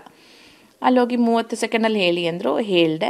ಆಮೇಲೆ ವೋಟಿಂಗ್ ಬರುತ್ತೆ ಅಂತ ಹೇಳಿದ್ರು, 75% ಅಂತ ಹೇಳಿದ್ರು, ನನಗೆ 73% ಬಂತು. ನನ್ನ ಕನ್ನಡ ಜನತೆ ನನ್ನ ಕೈ ಬಿಟ್ಬಿಟ್ರ. ಇಷ್ಟು ವರ್ಷದಿಂದ, ಯಾಕೆಂತ ಹೇಳಿದ್ರೆ 29 ವರ್ಷ ಆಯಿತು ನಾನು ಬಂದು. ಅವತ್ತಿಂದ ಇವತ್ತವರೆಗೂ ಸುಮ್ಮನೆ ಮುಖಸ್ತುತಿಗೆ ಕರ್ನಾಟಕ ಜನತೆ ನನ್ನ ಕನ್ನಡ ಆ ಥರ ಎಲ್ಲ ಏನೂ ಅವ್ರ ಮುಖಸ್ತುತಿಗೆ ಅಂತಲ್ಲ. ಬಟ್ ಕರ್ನಾಟಕದಲ್ಲಿ ಅಷ್ಟೆಲ್ಲ, ಕರ್ನಾಟಕದಲ್ಲಿ ಬಿಡಿ ಎಲ್ಲಿ ಹೋದರೂ ಆ ಪ್ರೀತಿ ಸಿಗುತ್ತೆ, ಏನಂದರೆ ಆದರ ಮನ್ನಣೆ ಅದೆಲ್ಲ ಸಿಗುತ್ತೆ. ಹೊರ ದೇಶಗಳಲ್ಲೂ ಕೂಡ ಎಷ್ಟು ನನ್ನ ಜನಗಳನ್ನು, ನನ್ನ ಫ್ರೆಂಡ್ಸ್ ಎಲ್ಲ ನಾವು ಟ್ರಿಪ್ಪಿಗೆ ಹೋದಾಗ ಹೇಳೋರು, ಅಯ್ಯೋ ನಿನ್ಗೆ ಎಲ್ಲೋದ್ರೂ ಪ್ರೈವಸಿ ಇಲ್ವಲ್ಲ, ಎಲ್ಲರೂ ಸಿಗ್ತಾರೆ, ಎಲ್ಲ ಕಡೆನೂ ಮಾತಾಡ್ತಾರೆ. ನಾನು ಹೇಳ್ತೇನೆ ಎಷ್ಟು ಜನಕ್ಕೆ ಸಿಗುತ್ತೆ ಈ ಒಂದು ಭಾಗ್ಯ. ನಿಜವಾಗ್ಲೂ ನಿಮ್ಮನ್ನು ಕಂಡು ಅವ್ರು ಏನು ಎಕ್ಸ್ಪೆಕ್ಟ್ ಮಾಡ್ತಾರೆ, ಒಂದು ನಗು, ಮೇ ಬಿ ಜಾಸ್ತಿ ಅಂದರೆ ಒಂದು ಫೋಟೋ, ಬಟ್ ಅವ್ರು ತೋರಿಸೋ ಪ್ರೀತಿಗೆ ಏನೂ ಸರಿಸಾಟಿರಲ್ಲ. ಅಂಥದ್ರಲ್ಲಿ ಹೌದಾ ಅಂದರೆ ನಾನು ಇವ್ರ ಮನಸ್ಸಿನಲ್ಲಿ ಮನೆಯೇ ಮಾಡಿಲ್ವಾ, 73 2% ಕೊಟ್ಬಿಡ್ಬೋದಾಗಿತ್ತಲ್ಲ ಅಂತ ಬೇಜಾರಾಯಿತು. ಆಮೇಲೆ ಸರಿ ಪರವಾಗಿಲ್ಲ, ಏನು ಒಳಗಡೆ ಹೋಗೋದು ಒಟ್ಟಿಗೆ ತಾನೇ, ಸರಿ ಅಂತ ಹೇಳಿದ್ರೆ ಸುದೀಪ್ ಸರ್ ತಂದು ಬೇಡಿ ಹಾಕ್ಬಿಟ್ರು. That was the biggest shock. ಏನಿದು ಬೇಡಿ ಹಾಕ್ತಿದ್ದಾರೆ, ಹೋಗಿ ಎಷ್ಟು ದಿನ ಇರಬೇಕಾಗುತ್ತೋ ಗೊತ್ತಿಲ್ಲ. ನಾವು ಮನೆಯಲ್ಲಿ ಬೇಡಿ ಗೀಡಿ ಏನೂ ಇಲ್ಲದೆ ಎಷ್ಟೋ ವರ್ಷಗಳಿಂದ ನೋಡ್ತಿರೋ ಮನೆಯವ್ರ ಜೊತೆನೇ ಇರೋಕ್ಕೆ ಎಷ್ಟೊಂದು ಸತಿ ಕಷ್ಟ ಆಗುತ್ತೆ, ಕ್ಲಾಶಸ್ ಆಗುತ್ತೆ. ಅಂಥದ್ರಲ್ಲಿ ಯಾರು ಅಂತಲೇ ಗೊತ್ತಿಲ್ಲ, ಅವ್ರ ವ್ಯಕ್ತಿತ್ವ ಗೊತ್ತಿಲ್ಲ, ಅವ್ರ ಮನಸ್ಸು ಗೊತ್ತಿಲ್ಲ, ಅವ್ರ ಆಲೋಚನೆ ಗೊತ್ತಿಲ್ಲ, ಹೇಗಪ್ಪ ಇರೋದು ಅನ್ನೋದು ಶಾಕು. ಬಟ್ ಸವಾಲನ್ನ ಎದುರಿಸ್ಬೇಕು ಅಂತಲೇ ಬಂದಿರುವಾಗ ಇನ್ಯಾಕೆ ಹೆದರಿಕೆ, ನೋಡೋಣ ಒಂದು ಕೈ ಅಂತ ಹೇಳಿ ಹೋದ್ವಿ. ಆಮೇಲೆ ನಾವೇನು ಅಂದ್ಕೊಂಡ್ವಿ, 1 ದಿನ ಇರುತ್ತೆ, 2 ದಿನ ಇರುತ್ತೆ, 3 ದಿನ ಇರುತ್ತೆ, 1 ವಾರ ಆದ್ರೂ ಆ ಬೇಡಿ ಕಳಿಸ್ಕೊಳ್ತಾನೆ ಇಲ್ಲ, ಗಟ್ಟಿಯಾಗಿ ಕೂತ್ಕೊಂಡ್ಬಿಟ್ಟಿದೆ. ಅಲ್ಲಿ ಜಂಟಿಯಾಗಿ ಪ್ರಾಬ್ಲಮ್ ಏನು ಅಂತ ಹೇಳಿದ್ರೆ, ಅಗೇನ್ ನಾನು I always feel I am blessed ಎಲ್ಲ ಕಡೆಯಿಂದನೂ. ಆ ಹುಡುಗಿ ನಾನು ಅರ್ಧದಷ್ಟು ವಯಸ್ಸು ಹೆಣ್ಮಗು, ಬಟ್ ಏನಂದರೆ ತುಂಬ ಚೆನ್ನಾಗಿ ಹೊಂದಿಕೆ ಆಗಿಬಿಟ್ವಿ ನಾವು. ನಾನು ಅದನ್ನೇ ಹೇಳ್ತಿದ್ದೆ, ನಾನು ಯಂಗರ್ ಸೆಲ್ಫ್ ನೀನು ಅದನ್ನು ನೋಡ್ತೀನಿ ನಿನ್ನಲ್ಲಿ ಅಂತ. ಅವಳು ಅಷ್ಟೇ, ನನ್ನಲ್ಲಿ ಅಕ್ಕನನ್ನು ಕಂಡ್ಲೋ ಅಮ್ಮನನ್ನು ಕಂಡ್ಲೋ ಅವಳ ಏಜನ್ನು ನಾನು ಪಾಸ್ ಮಾಡಿ ಬಂದುಬಿಟ್ಟಿದ್ದೀನಿ. ಸೊ ಆ ವಯಸ್ಸಿನ ಒಂದು ಆಸೆ, ಹುಮ್ಮಸ್ಸು, ಅಥವಾ ಇನ್ನೇನೋ ಬಾಲಿಶತನ, ನಾಟಿನೆಸ್ಸು, ಅದನ್ನೆಲ್ಲ ನಾನು ಅರ್ಥ ಮಾಡ್ಕೊಳ್ಬಲ್ಲೆ, ಗೊತ್ತಾಗುತ್ತೆ. ಬಟ್ ಆಕೆಯೂ ಕೂಡ ನಾನು ಹೇಳ್ತಾ ಇದ್ದಿದ್ದನ್ನ ಅಷ್ಟೇ ಚೆನ್ನಾಗಿ ಅರ್ಥ ಮಾಡ್ಕೊಂಡ್ಳು, ನಾನು ಹೇಳಿದ ಮಾತುಗಳನ್ನ ಅಷ್ಟೇ ಚೆನ್ನಾಗಿ ಕೇಳಿಸ್ಕೊಂಡ್ರು. ಆಮೇಲೆ ಒಂದೇ ಒಂದು ಪ್ರಾಬ್ಲಮ್ ಆಗ್ತಾ ಇದ್ದಿದ್ದು ಅಂದರೆ, ನಾನು ಅರ್ಲಿ ಬರ್ಡ್, ನಾನು ಇನ್ನೂ ಕತ್ಲೆ ಇರುವಾಗ ಎಚ್ಚರಿಕೆ ಆಗಿಬಿಡುತ್ತೆ. ನಮ್ಗೆ ಅಲ್ಲಿ ಮಲಗಿಸ್ತಾ ಇದ್ದಿದ್ದು ಟೈಮಿಂಗ್ ಗೇಮಿಂಗ್ ಏನೂ ಗೊತ್ತಾಗ್ತಿರ್ಲಿಲ್ವಲ್ಲ, ನಿದ್ದೆ ಸಾಕಾಗ್ತಿರ್ಲಿಲ್ಲ ಅಂತ ನನಗನ್ಸುತ್ತೆ. ಬಟ್ ಅವರು ಅದನ್ನೆಲ್ಲ ಯೋಚನೆ ಮಾಡಿ ಒಂದಷ್ಟು ಗಂಟೆಗಳು ನಿದ್ದೆ ಕೊಟ್ಟಿರ್ತಾರೆ. ಬಟ್ ನಾವು ಹರಟೆ ಹೊಡ್ಕೊಂಡು ಮಾಡಿಕೊಂಡು ಮಲಗೋಷ್ಟೊತ್ತಿಗೆ ಲೇಟಾಗಿರುತ್ತೆ. ಅದೆಷ್ಟೇ ಲೇಟಾಗಿ ಮಲಗಿದ್ರೂ ಬೇಗ ಎದ್ದೇಳೋ ಅಭ್ಯಾಸ ನಂದು. ಅವಳು ಮಲಗಬೇಕು ಅಂತ. ನಮಗೇನಂತ ಹೇಳಿದ್ರೆ, ಎಲ್ಲೋದ್ರೂ ಅದು ಬೇಡಿ ಹಾಕೊಂಡು ಹೋಗ್ಬೇಕಲ್ಲ, ಬಾತ್ರೂಮ್ಗೆ ಹೋಗ್ಬೇಕು ಅಂದರೆ ಹುಡುಗಿ ಎಬ್ಬಿಸ್ಬೇಕು, ನನಗೆ ಹಿಂಸೆ, ಅಯ್ಯೋ ಮಲಗಿದೆ ಮಗು ಹೆಂಗಪ್ಪ ಎಬ್ಸೋದು ಅಂತ, ಎಷ್ಟೊತ್ತು ಅಂತ ಹಾಸಿಗೆಯಲ್ಲಿ ಕುತ್ಕೊಳ್ಳೋಕ್ಕಾಗತ್ತೆ. ಆಮೇಲೆ ಅವಳೆಲ್ಲೋ ಮೇಕಪ್ ಮಾಡ್ಕೋಬೇಕು, ಪೌಡರ್ ರೂಮ್ಗೆ ಹೋಗಬೇಕು, ನಾನು ಎಲ್ಲಿದ್ದೀನೋ ಅಲ್ಲೇ. ಆ ಥರ ತುಂಬ ಕ್ಲಾಶಸ್ ಆಯಿತು. ಬಟ್ ಒಂದು ನಮ್ಮಿಬ್ಬರಲ್ಲಿ ಪ್ಲಸ್ ಆಗಿದ್ದು ಅಂದರೆ, ನಾನು ನನ್ನ ಮನಸ್ಸಿನ ಭಾವನೆಗಳನ್ನ ಓಪನ್ ಆಗಿ ಹೇಳ್ಕೊಳ್ಳೋದ್ರಿಂದ, ಆ ಹುಡುಗಿನೂ ಕೇಳಿಸ್ಕೊಳ್ಳೋಂಥ ಮನಸ್ಥಿತಿಲಿ ಇದ್ದಿದ್ದರಿಂದ ನಾವಿಬ್ಬರು ಸಾರ್ಟ್ ಔಟ್ ಮಾಡ್ಕೊಂಡ್ವಿ ಚೆನ್ನಾಗಿ. ಬಟ್ ಏನೇ ಆದ್ರೂ ನಿಮ್ಮ ಸ್ವಾತಂತ್ರ್ಯವನ್ನು ಕಿತ್ಕೊಂಡಾಗ ನಾವಲ್ಲಿ ರಿಯಲ್ ಲೈಫಲ್ಲಿ ಯಾವ ಥರ ಆದ್ರೂ ಬಿಡಪ್ಪ, ನನಗೆ ಗೊತ್ತಿರೋವರೆಗೂ ಜೀವನ ಇದೆ, ನಾನು ಪ್ರೂವ್ ಮಾಡ್ಕೋಬೋದು ಅನ್ನೋ ಒಂದು ಸಮಯ ಇರುತ್ತೆ ಅನ್ನೋದು ಗೊತ್ತಿರುತ್ತೆ. ಅಲ್ಲಿ 3 ತಿಂಗಳ ಅವಧಿ. ಅಲ್ಲಿ ಕಿಚ್ಚ ಸುದೀಪ್ ಸರ್ ಯಾವಾಗಲೂ ಹೇಳ್ತಾರೆ, ನಿಮಗೆ ಟೈಮ್ ಇಲ್ಲ, ಇಷ್ಟರಲ್ಲೇ ಇರೋದ್ರಲ್ಲೇ ನೀವೇನು ಅನ್ನೋದನ್ನು ನೀವು ತೋರಿಸ್ಬೇಕು. ಇನ್ನೊಬ್ರನ್ನ ಕಟ್ ಹಾಕೊಂಡು, ನಾನು ಅದನ್ನೇ ಹೇಳ್ತಾ ಇದ್ದೆ, ಸರ್ ಬೆನ್ನಿಗೆ ಬಿದ್ದ ಬೇತಾಳ ಆಗ್ಬಿಟ್ಟಿದ್ದೀವಿ ನಾವು, ಒಬ್ರಿಗೊಬ್ರು ಹೆಂಗೆ ಸರ್ ಪ್ರೂವ್ ಮಾಡ್ಕೊಳ್ಳೋದು ನಮ್ಮನ್ನು ನಾವು. ಒಂದು ಅಡುಗೆ ಮನೆಗೆ ಹೋಗಿ ನಾನು ನೀರು ಕುಡಿಬೇಕು ಅಂದ್ರೂ ಆ ಹುಡುಗಿನ ಬಾ ನಂಗೆ ನೀರು ಕುಡಿಬೇಕು, ಬಾ ನಂಗೆ ಬಾತ್ರೂಮ್ ಹೋಗಬೇಕು, ವಯಸ್ಸ ವರ್ಷ ಅವ್ರಿಗೇನಾದರೂ ಬೇಕು ಅಂದರೆ ಬಾ ನಂಗೆ ಹಸುವಾಗ್ತಿದೆ, ಬಾ ನಂಗೆ ಊರಾಗ್ತಿದೆ. ಕ್ಲಾಶ್ ಬೇರೆ ಜೋಡಿಗಳಲ್ಲಿ ಎಷ್ಟೊಂದು ಜನ ಕ್ಲಾಶ್ ಆಗಿದೆ. ಬೈ ಗಾಡ್ಸ್ ಗ್ರೇಸ್ ನಮ್ಮಿಬ್ಬರಲ್ಲೂ ಕ್ಲಾಶ್ ಆಯಿತು. ಕೆಲವೊಂದು ಟಾಸ್ಕಲ್ಲಿ ಕಾಕ್ರೋಚ್ ಸುದಿ ಅವ್ರದ್ದು ಟೈಮಲ್ಲಿ ನೀವು ಕಾಕ್ರೋಚ್ ಸುದಿಗೆ ಸಪೋರ್ಟ್ ಮಾಡ್ತೀರಾ, ಅವರು ಸಪೋರ್ಟ್ ಮಾಡೋದು ಬೇಡ ಅಂತಾರೆ. ಆಗ ಸ್ವಲ್ಪ ನಿಮ್ಮಿಬ್ರು ನಡುವೆ ಆ್ಯಕ್ಚುಲಿ ಅದು ನಮ್ಮಿಬ್ರು ಪ್ಲ್ಯಾನು. ಯಾಕೆಂದರೆ ನಾವೇನು ಅನ್ಕೊಳ್ಳಿ, ನಾವಿಬ್ರು ಇಷ್ಟು ಚೆನ್ನಾಗಿದ್ದೀವಿ, ಬೇರೆಯವ್ರ ಕಣ್ ಬಿದ್ಬಿಡುತ್ತೆ. ಸೊ ಆಮೇಲೆ ಏನೋ ಒಂದು ಮಜಾ ಇರ್ಬೇಕಲ್ಲ, ಒಂದೇ ತರ ಹೋಗ್ತಿದ್ರೆ ನಮಗೂ ಬೋರು, ನೋಡೋರ್ಗೂ ಬೋರು. ಒಂದ್ ಕೆಲಸ ಮಾಡೋಣ, ನಾವಿಬ್ರು ಚೆನ್ನಾಗಿದೀವಲ್ಲ, ಟಕ್ ಅಂತ ಜಗಳಾಡಕ್ ಶುರು ಮಾಡ್ಬಿಡೋಣ. ಅದು ಬೇರೆಯವರೆಲ್ಲ ತುಂಬಾ ಸಂತೋಷ ಪಟ್ರು, ನೋಡ್ ಅವರಿಬ್ರಲ್ಲೇ ಕಿತ್ಕೊಂಡ್ಬಿಟ್ಟಿದೆ, ಹಂಗಾಗಿದೆ ಹಿಂಗಾಗಿದೆ ಅಂತ. ಬಟ್ ನಾವಿಬ್ರಂತೂ ತುಂಬಾ ಚೆನ್ನಾಗಿದ್ವಿ. ಸದ್ಯ ಯಾರ ದೃಷ್ಟಿನೂ ಕಡೆ ತನಕ ಅಂತೂ ಬೀಳ್ಲಿಲ್ಲ. ತವರಿಗೆ ಬಾ ತಂಗಿದಿರ ತರ ಇದ್ವಿ ಇಬ್ರು. ಅದೆಲ್ಲ ತುಂಬಾ ಚೆನ್ನಾಗಿ ಎಡಿಟ್ ಮಾಡಿ ಹಾಕಿದ್ರು, ತುಂಬಾ ಖುಷಿ ಆಯ್ತು. ಆಮೇಲೆ ಯಾರಿಗ್ ಸಿಗುತ್ತೆ ಆತರ ವಿಟಿ ಮಾಡಿ ಹಾಕೋದು, ಅಂದ್ರೆ ನಾವೇನೋ ಒಂದ್ ರೀತಿನಲ್ಲಿ ತೋರ್ಸ್ಕೊಂಡಿದೀವಿ. ಆಮೇಲೆ ಕಿಚ್ಚ ಸುದೀಪ್ ಸರ್ ಹೇಳಿದ್ರು ಹ್ಯಾಪನಿಂಗ್ ಜೋಡಿ ಜಂಟಿ ಅಂತೆಲ್ಲ ಹೇಳಿದ್ರು. ಸೊ ಒಂದ್ ರೀತಿನಲ್ಲಿ ತುಂಬಾ ಚೆನ್ನಾಗಿತ್ತು. ಬಟ್ ಒಂದ್ ರೀತಿನಲ್ಲಿ ಎಲ್ಲ ಜಂಟಿಗಳಿಗೂ ಹೊಡೆತ ಬಿದ್ದಿದ್ದು ಅಂತ ಹೇಳಿದ್ರೆ, ನಾವೇನು ಅನ್ನೋದನ್ನ ಆ ಮೊದಲನೇ ವಾರ 2ನೇ ವಾರ ತೋರಿಸ್ಕೊಳಕ್ಕೆ ಆಗ್ಲಿಲ್ಲ. ಏನಾಯ್ತು ಅಂತ ಹೇಳಿದ್ರೆ, ಒಂಟಿಗಳ 6 ಜನನ್ ಕಳಿಸಿದ್ರು, ಜಂಟಿಗಳನ್ನ 12 ಜನನ್ ಕಳಿಸ್ಬಿಟ್ಟು ನೀವಿಬ್ರು ಒಂದೇ, ಅಂದ್ರೆ 6+6 ತರ ಆಯ್ತು. ಒಂಟಿಗಳಿಗೆ ಒಂದು ಪವರ್ ಕೊಟ್ಬಿಟ್ರು, ನೀವು ಅರಸ ಅರಸಿಯರು ಅಂತ. ಜಂಟಿಗಳಿಗೆ ಸೇವಕರಾಗ್ಲೇಬೇಕು. ಆಮೇಲೆ ಬಿಗ್ ಬಾಸ್ ನಾವ್ ಏನೇ ಹೊರಗಡೆಯಿಂದ ನೋಡಿದ್ರು, ಒಳಗಡೆ ಹೋದ್ಮೇಲೆ ಆ ಆಟವನ್ನ ಅರ್ಥ ಮಾಡ್ಕೊಳ್ಳೋಕೆ ಕೆಲ ಸಮಯ ಹಿಡಿಯುತ್ತೆ. ಏನು ಅಂತಾನೆ ಗೊತ್ತಿರಲ್ಲ, ಯಾವ್ದು ಸರಿ ಯಾವ್ದು ತಪ್ಪು, ಹೇಗಿರ್ಬೇಕು, ಏನ್ ಮಾಡ್ಬೇಕು, ಏನ್ ಮಾತಾಡ್ಬೇಕು, ಅದಿನ್ನೂ ಕನ್ಫ್ಯೂಷನ್ ಅಲ್ಲಿ ಇರ್ತೀವಿ. ಬಟ್ ಒಂಟಿಗಳಿಗೆ ಪ್ಲಸ್ ಆಗಿದ್ದು, ಅವ್ರಿಗೆ ಹೇಗ್ ಬೇಕೋ ಆಗಿರ್ಬೋದಾಗಿತ್ತು. ಅರಸ ಅರಸಿಯರಾಗಿ ಏನೂ ಕೆಲಸ ಮಾಡೋದಿರ್ಲಿಲ್ಲ, ಎಲ್ರಿಗೂ ಬೈಕೊಂಡು ಓಡಾಡ್ಕೊಂಡು, ಅಂದ್ರೆ ಆ ರಾಜ ರಾಣಿಯ ಇದನ್ನ ದರ್ಪವನ್ನ ತೋರಿಸ್ಕೊಂಡು ಓಡಾಡ್ಬಹುದಾಗಿತ್ತು. ನಾವು ಇವಾಗ ಬಿಗ್ ಬಾಸೇ ನಮ್ಗೆ ಇದನ್ನ ಕೊಟ್ಟಿದಾರಲ್ವಾ. ಬಿಗ್ ಬಾಸ್ ಆದ್ರೆ ಎಷ್ಟು ಚಂದ ಆಟ ಅಂದ್ರೆ, ಬಿಗ್ ಬಾಸ್ ನನಗೆ ನೆನಪಿರೋ ಹಾಗೆ ಎಲ್ಲೂ ನೀವು ಸೇವಕರು ಅಂತ ಹೇಳಲಿಲ್ಲ. ನೀವು ಅರಸ ಅರಸಿಯರು, ನೀವೇನು ಕೆಲಸ ಮಾಡೋ ಹಾಗಿಲ್ಲ, ನೀವು ಜಂಟಿಗಳ ಹತ್ರ ಕೆಲಸ ಮಾಡಿಸ್ಕೋಬಹುದು ಅಂತ. ಅವ್ರ ಅರಸ ಅರಸಿಯರಾದ್ರೂ ನಾವು ಕೆಲಸ ಮಾಡೋರಲ್ವಾ, ನಾವು ಸೇವಕರು ಅಂತ ನಾವೇ ಅನ್ಕೊಂಡ್ಬಿಟ್ವಿ. ಬಟ್ ತುಂಬಾ ಚೆನ್ನಾಗಿತ್ತು ಆಟ. ಬಟ್ ನೀವ್ ಹೇಳ್ತೀರಿ ಅವ್ರದ್ದು ಕೇಳಬಾರ್ದು ಪ್ರತಿಯೊಂದನ್ನ ಅಂತ ಹೇಳ್ಬಿಟ್ಟು, ಬಟ್ ಯಾರು ಕೇಳಿಸ್ಕೊಳ್ಳೋ ಇದ್ರಲ್ಲೇ ಇರೋದಿಲ್ಲ. ಗಿಲ್ಲಿ ಮಾತ್ರ ಟಕ್ಕರ್ ಕೊಡ್ತಿರ್ತಾರೆ ಅಷ್ಟೇ. ಅಂದ್ರೆ ಗಿಲ್ಲಿ ಏನಂದ್ರೆ, ಜಂಟಿಗಳಲ್ಲಿ ಅವರಿಬ್ರದ್ದು ಇಂಡಿವಿಜುವಲ್ ಜಂಟಿ ಆಗಿತ್ತು. ಅಂದ್ರೆ ಅವ್ರು ಯಾರ ಪ್ರಭಾವಕ್ಕೂ ಒಳಗಾಗ್ತಿರ್ಲಿಲ್ಲ, ಅವ್ರಿಗೆ ಅನ್ನಿಸ್ತಿತ್ತು ಅದನ್ನ ಮಾಡ್ತಿದ್ರು. ನಾನ್ ನೋಡ್ದೆ, ಇವಾಗ ಸೇವಕರು ಅಂದ್ರೆ ಎಲ್ರು ತಲೆ ತಗ್ಗಿಸ್ಕೊಂಡು ಮಾಡೋಂಥ ಸೇವಕರೇ ಇರ್ತಾರ. ವ್ಯಕ್ತಿತ್ವಗಳು ಹಲವಾರು ಇರುತ್ತೆ. ಒಬ್ಬ ಕಳ್ಳ ಸೇವಕ ಆಗಿರ್ಬೋದು, ಒಬ್ಬ ಸುಳ್ಳಿ ಸೇವಕಿ ಆಗಿರ್ಬೋದು, ಒಂದು ಸೋಂಬೇರಿ ಇದು ಸೇವಕಿ ಆಗಿರ್ಬೋದು. ನಾನು ಅವ್ರಗಳಿಗೆ ಹೇಳ್ತಿದ್ದೆ, ಸುಮ್ಮನೆ ಕೆಲಸ ಮಾಡ್ಕೊಂಡು ಹೋದ್ರೆ ಮಜಾ ಇರಲ್ಲ, ನಾವೂನು ತರಲೆ ಮಾಡ್ಬೇಕು. ಆಮೇಲೆ ಒಂದ್ ಸರ್ಕಾರ ಚೆನ್ನಾಗಿ ನಡೀತಿಲ್ಲ ಅಥವಾ ಏನೋ ಇದೆ ಅಂತ ಹೇಳಿದಾಗ ಪ್ರಜೆಗಳು ದಂಗೆ ಹೇಳ್ತಾರೆ, ನಾವು ಮಾಡೋಣ ಅಂತ. ಬಹುಶಃ ಅವ್ರಿಗೂ ಎಲ್ಲ ಹೊಸದಾಗಿರೋದ್ರಿಂದ, ಆಮೇಲೆ ಇನ್ನೂ ಒಂದ್ ಸ್ವಲ್ಪ ಎಳೆ ಮನಸ್ಸುಗಳಾಗಿರೋದ್ರಿಂದ ಹೆದರ್ಕೊಂಡ್ರ ಅಥವಾ ಯೋಚನೆ ಮಾಡಕ್ಕಾಗ್ಲಿಲ್ವಾ ಗೊತ್ತಿಲ್ಲ. ಫಸ್ಟ್ ವೀಕಲ್ಲಿ ಅದೇನೂ ಆಗ್ಲಿಲ್ಲ. ನಾನು ಹೇಳ್ತಾನೆ ಇದ್ದೆ, ಮಾಡೋಣ ಏನಾದ್ರೂ ಮಾಡೋಣ ಅಂತ. ಬಟ್ ಅಲ್ಲೆಲ್ಲೂ ನಾನು ಮಂಜು ಭಾಷಿಣಿಯಾಗಿ ಮಾಡಲಿಲ್ಲ, ಸೇವಕಿಯಾಗಿ. ನನಗೇನು ಪಾತ್ರ, ಆಮೇಲೆ ಆರ್ಟಿಸ್ಟ್, ನನಗೇನು ಪಾತ್ರ ಕೊಡ್ತಾರೋ ಅದನ್ನು ನಿಯತ್ತಾಗಿ ಚೆನ್ನಾಗಿ ಮಾಡಬೇಕು ಅನ್ನೋದು ನನ್ನ ಉದ್ದೇಶ. ಅದಾಗಲಿಲ್ಲ.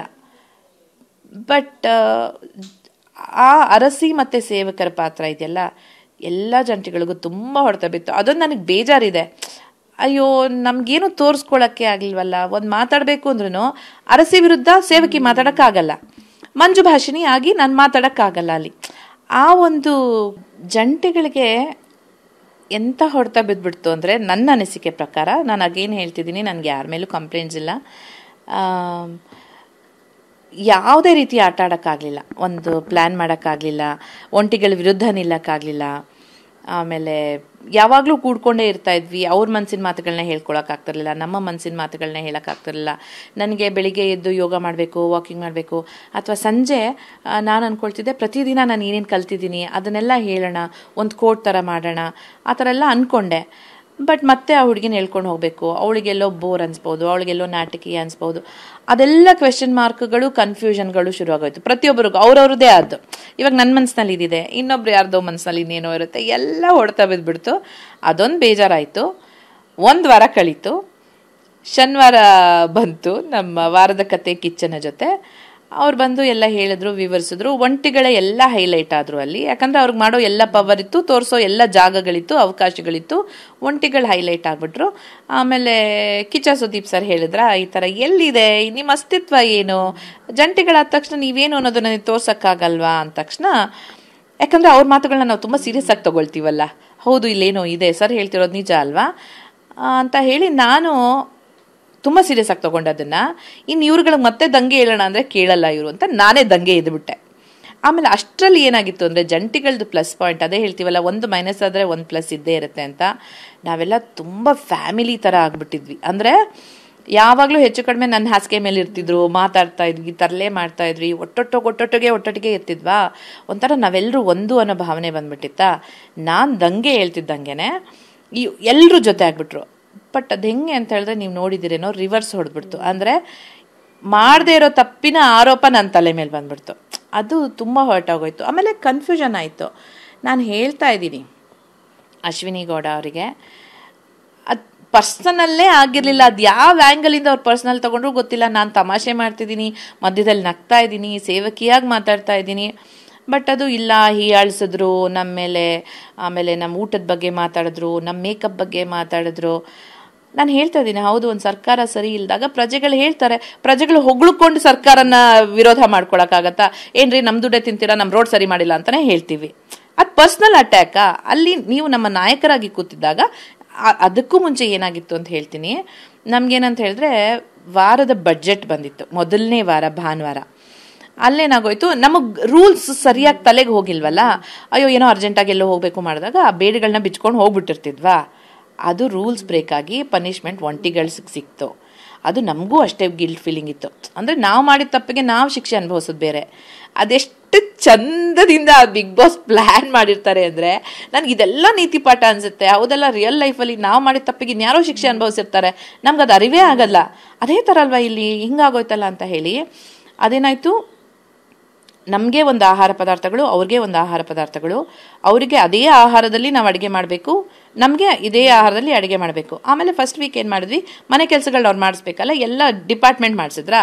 ನಾನು ಅಡುಗೆ ಖುಷಿ ಅಂತ ಅಡುಗೆ ಮನೆ ತಗೊಂಡು ನಿಜವಾಗ್ಲೂ ನಂಬ್ತಿರೋ ಬಿಡ್ತಿರೋ ಅದೆಷ್ಟು ಏನು ಜನಗಳಿಗೆ ತಲುಪಿದೆಯೋ ಇಲ್ವೋ ಗೊತ್ತಿಲ್ಲ, ಪಕ್ಕಾ ಮನೆ ಕೆಲಸದವಳು ನಾನು, ರಾಶಿ. ಬೆಳಿಗ್ಗೆ ಎದ್ದು ನಮ್ಗೇನಂದ್ರೆ ನಮ್ಮಿಂದ ಅವ್ರು ಹಸ್ಕೊಂಡಿರ್ಬಾರ್ದು. ಅಂದ್ರೆ ಅರಸಾರಿಸಿರು ಅಂತಲ್ಲ, ನನಗೇನಂತ ಹೇಳಿದ್ರೆ ಆ ಹಾಸ್ಪಿಟಾಲಿಟಿ ಮುಂಚೆಯಿಂದ ಬಂದಿರೋದ್ರಿಂದ ನಾನು ಇದನ್ನ ತಗೊಂಡಿದ್ದೀನಿ ಅಂತ ಹೇಳಿದ್ಮೇಲೆ ಅದನ್ನ ಪರಿಪೂರ್ಣವಾಗಿ ಮಾಡಬೇಕು. ಎನಿ ಕೆಲಸ ಫಾರ್ ದಟ್ ಮ್ಯಾಟರ್. ನಾನು ರಾಶಿಗೆ ಅದನ್ನೇ ಹೇಳ್ತಿದ್ದೆ, ನೀನು ಕಸ ಗುಡಿಸೋ ಡಿಪಾರ್ಟ್ಮೆಂಟ್ ಬಂದಿದ್ಯಾ, ಬಂದವ್ರಿ ಯಾರು ಇದನ್ನ ಇಷ್ಟು ಚೆನ್ನಾಗಿ ಮನೆ ಗುಡಿಸಿರೋರು ಅಂತ ನಮ್ಮನ್ನು ಕರೆದು ಕೇಳಬೇಕು. ಆ ಥರ ಕೆಲಸಗಳನ್ನ ಮಾಡಬೇಕು. ಸೊ ಅಡುಗೆ ಮನೆ ತಗೊಂಡಿದ್ದೀವಿ ಅಂದರೆ ಎಲ್ಲರೂ ಹೊಟ್ಟೆ ತುಂಬಿಸ್ಬೇಕು ಅಂತ ನಾವೊಂದು ಮುಖ ತೊಳೆಯೋಕ್ಕಾಗ್ತಿರ್ಲಿಲ್ಲ, ತಲೆ ಬಾಚಕ್ಕಾಗ್ತಿರ್ಲಿಲ್ಲ, ಒಂದು ಬೇಸಿಕ್ ಮೇಕಪ್ ಮಾಡ್ಕೊಳಕ್ಕಾಗ್ತಿರ್ಲಿಲ್ಲ. ಆಮೇಲೆ ಅಲ್ಲಿ ಎದ್ದೇಳ್ತಿದ್ದಿದ್ದೆ ಲೇಟಾ, ಟೈಮ್ ಗೊತ್ತಾಗ್ತಿರಲಿಲ್ಲ. 8:30 ಇರ್ಬೋದು, 9:00 ಇರ್ಬೋದು, 10:00 ಇರ್ಬೋದು. ಎದ್ದು ನಾವು ಅಡುಗೆ ಮಾಡೋ ಅಷ್ಟರಲ್ಲಿ ಮಧ್ಯಾಹ್ನನೂ ಅಲ್ಲ, ಸಂಜೆ ಆ್ಯಕ್ಚುಲಿ ಒಂದು 4-5 ಗಂಟೆ ಆಗ್ತಿತ್ತೇನೋ. ಅಷ್ಟೊತ್ತು ಎಲ್ಲ ಮುಗಿಸಿ ಅವ್ರದ್ದು ಅಡುಗೆ ಮಾಡಿ 2 ಥರದ್ದು, ಈ ಕಡೆ 12 ಜನಕ್ಕೊಂದು ಅಡುಗೆ, ಆ ಕಡೆ 6 ಜನಕ್ಕೊಂದು ಅಡುಗೆ, ಅವ್ರಿಗೆ ಬಡಿಸು, ಅವ್ರಿಗೆ ಮಾಡು. ಯಪ್ಪ, ನಾನು ನಿಜ ಜೀವನದಲ್ಲೇ ಇಷ್ಟು ಸೇವೆ ಯಾರಿಗೂ ಮಾಡಿಲ್ಲ. ಇಲ್ಲೇನಪ್ಪ, ಆಕ್ಚುಲಿ ಸುಸ್ತಾಗಿರ್ಲಿಲ್ಲ, ಸುಸ್ತಾಗಿದ್ದು ಮಾನಸಿಕವಾಗಿ ಅಂದ್ರೆ ಅದನ್ನು ಬರ್ತೀನಿ ಅಲ್ಲಿಗೆ. ಆಯ್ತಾ, ಇದೆಲ್ಲ ಬೇರೆ ಬೇರೆ ಆಯ್ತಾ. ಆಮೇಲೆ ಟಾಸ್ಕ್ ಬರೋದು, ಟಾಸ್ಕ್ ಆಡು, ಮತ್ತೆ ಅಡುಗೆ ಮಾಡು, ಮತ್ತೆ ತಿನ್ನು, ಮಲ್ಗು. ಒಂದು ವಾರ ಇದನ್ನ ಬಿಟ್ರೆ ಜವಾಬ್ದಾರಿ ತಗೊಂಡ್ಮೇಲೆ ಆಮೇಲೆ ಅಲ್ಲಿ ಏನು ಹೇಳಿದ್ರು ಅಶ್ವಿನಿ ಗೌಡ ಅವರು, ನನಗೆ ಅಡುಗೆ ಬರಲ್ಲ ಅಂತ ಫಸ್ಟೇ ಹೇಳ್ಬಿಟ್ಟಿದ್ರು. ಯಾರೂ ಅದನ್ನ ಡಿಪಾರ್ಟ್ಮೆಂಟ್ ತಗೊಳಕ್ಕೆ ಇಲ್ಲ. ಇವಾಗ ನನಗೆ ಬಂದು ಮಾಡೋಕ್ಕೊಂದು ಕೆಲಸ ಗೊತ್ತಿದ್ದು, ಅಯ್ಯಪ್ಪ ನನಗೆ ಯಾಕೆ ಜವಾಬ್ದಾರಿ, ಅಯ್ಯೋ ನಾನು ಯಾಕೆ ತಲೆ ಮೇಲೆ ಹಾಕೊಳ್ಳಿ ಅಂತವಳು ಅಲ್ವೇ ಅಲ್ಲ. ನನ್ಗೆ 100 ನನ್ನ ಕೈಯಲ್ಲಾಗುತ್ತೆ ಅಂದರೆ 105 ಟ್ರೈ ಮಾಡ್ಬಿಡ್ರ ಅನ್ನೋ ಮನಸ್ಥಿತಿಯವಳು ನಾನು.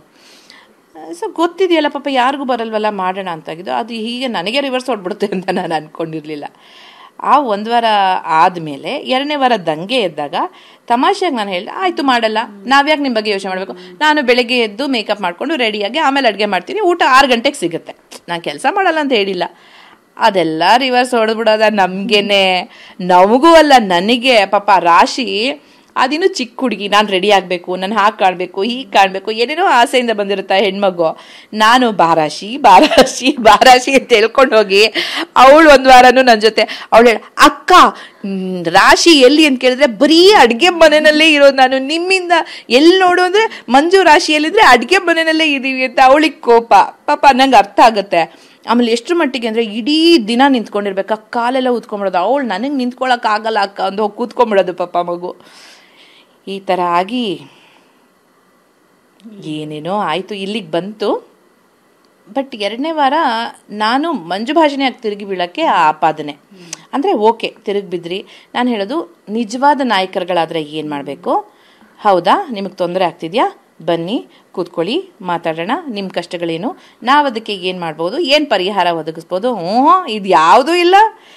ನೀನು ಕೆಲಸ ಮಾಡಿಲ್ಲ ಅಂದರೆ ನಾನು ಹಂಗೆ ಮಾಡ್ತೀನಿ, ನಾನು ಹಿಂಗೆ ಮಾಡ್ತೀನಿ, ನಾನು ರಾಮ, ಇಂಥ ಪಕ್ಷಕ್ಕೆ ನಾವೇನಾದರೂ ಓಟ್ ಹಾಕಿ ಗೆಲ್ಲಿಸ್ಬಿಟ್ರೆ ಆಗ್ತಾ ಇರೋದು ಅದೇ, ಮುಗಿದೋಯ್ತು ನಮ್ಮ ಕತೆ ಅಂತ ಅಂದ್ಕೊಂಡು ಅವಾಗ ಮಂಜು ಭಾಷಣೆ ಸಿಡ್ತಿದ್ದಿದ್ದು. ನಾನು ಏನಂತ ಹೇಳಿದ್ರೆ, ನಾನು ಎಷ್ಟು ತಾಳ್ಮೆಯಿಂದ ಇರ್ತೀನಿ, ಎಷ್ಟು ಆರಾಮಾಗಿ ಮಾತಾಡ್ತೀನಿ, ಬಟ್ ನಿಜವಾಗ್ಲೂ ಎಲ್ಲೋ ಅನ್ಯಾಯ ಆಗ್ತಾ ಇದೆ ಅಂದರೆ ಮಾತ್ರ ದೇವ್ರಣೆಗೂ ತಡ್ಕೊಳಲ್ಲ. ಅಂದರೆ ಯಾಕೆ ತಡ್ಕೋಬೇಕು ಅನ್ನೋದು. ಆಮೇಲೆ ಅಲ್ಲಿ ಹೋಗ್ಬಿಟ್ಟು ಕೆಲವೊಂದು ಮಾತುಗಳೆಲ್ಲ ನೀವು ಕೇಳಿದರೆ, ಆ ಪದಗಳನ್ನ ಹಾಡೋಕ್ಕೂ ನನಗಿಷ್ಟ ಇಲ್ಲ. ನೀವ್ಯಾರು ನಮಗೆ ಅಷ್ಟು ಜನಗಳಿಗೆ ಹೇಳೋಕ್ಕೆ, ನೀವ್ಯಾರು? ಆಮೇಲೆ ನಾವು ಬೇಕು ಅಂತ ಮಾಡಿದ ತಪ್ಪಲ್ಲ, ನಮ್ಗೆ ಗೊತ್ತಿಲ್ಲದೆ ಆಗಿದ್ದ ತಪ್ಪು ಅದು. ಹೀಗಾಗತ್ತೆ ಅಂತ ಗೊತ್ತಿದ್ರೆ ಮೊದಲನೇ ವಾರ ಗೊತ್ತಿಲ್ಲದೆ ಆಗಿದ್ದ ತಪ್ಪು, ಎರಡನೇ ವಾರ ಗೊತ್ತಿಲ್ಲದೆ ಆಗಿದ್ದ ತಪ್ಪು, ಅದೆರಡೂ. ಆ ಮಧ್ಯದಲ್ಲಿ ನಮಗೆ ಗೊತ್ತಿದ್ದು ಎಷ್ಟು ತಪ್ಪುಗಳನ್ನ ಮಾಡಿ ನಿಮ್ಗೆ ಶಿಕ್ಷೆ ಮಾಡ್ಬೋದಾಗಿತ್ತಲ್ವ.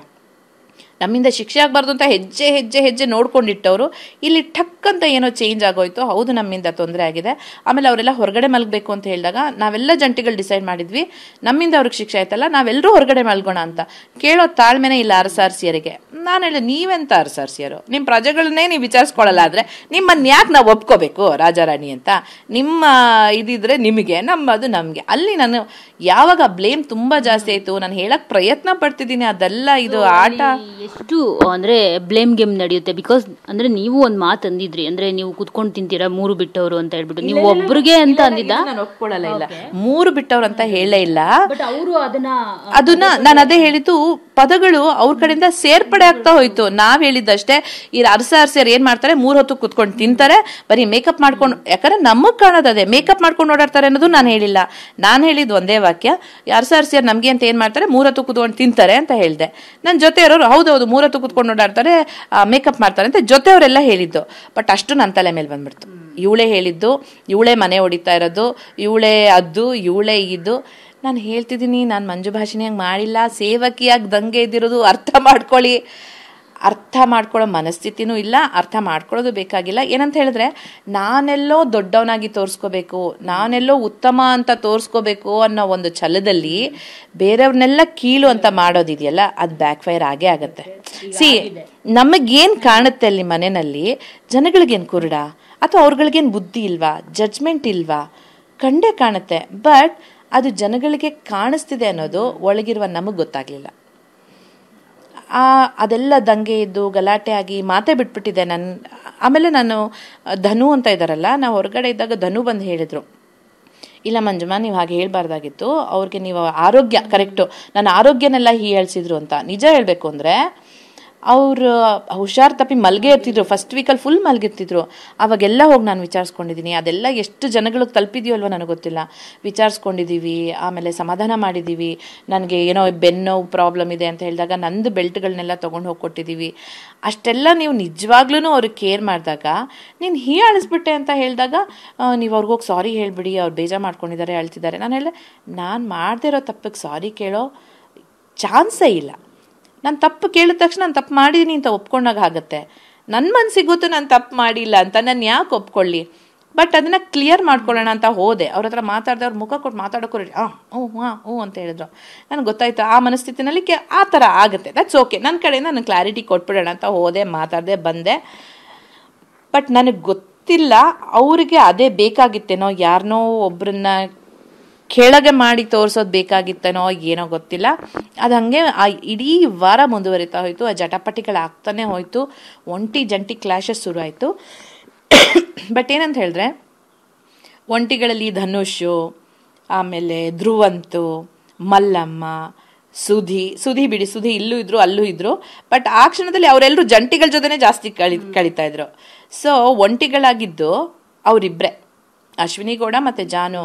ಅಷ್ಟು ಜನ ನಮ್ಮ ಪರವಾಗಿ ನಿಂತಿದ್ದಾರೆ. ನಾನು ಅದನ್ನು ಎಲ್ಲೋ ಒಂದು ಕಡೆ ಹೇಳಿದ್ದೀನಿ, ನೀವು ಸರಿಯಾಗಿದ್ದಿದ್ರೆ ಇವತ್ತು ಜನಗಳು ನಿಮ್ಮ ಜೊತೆ ಇರ್ತಿದ್ರು.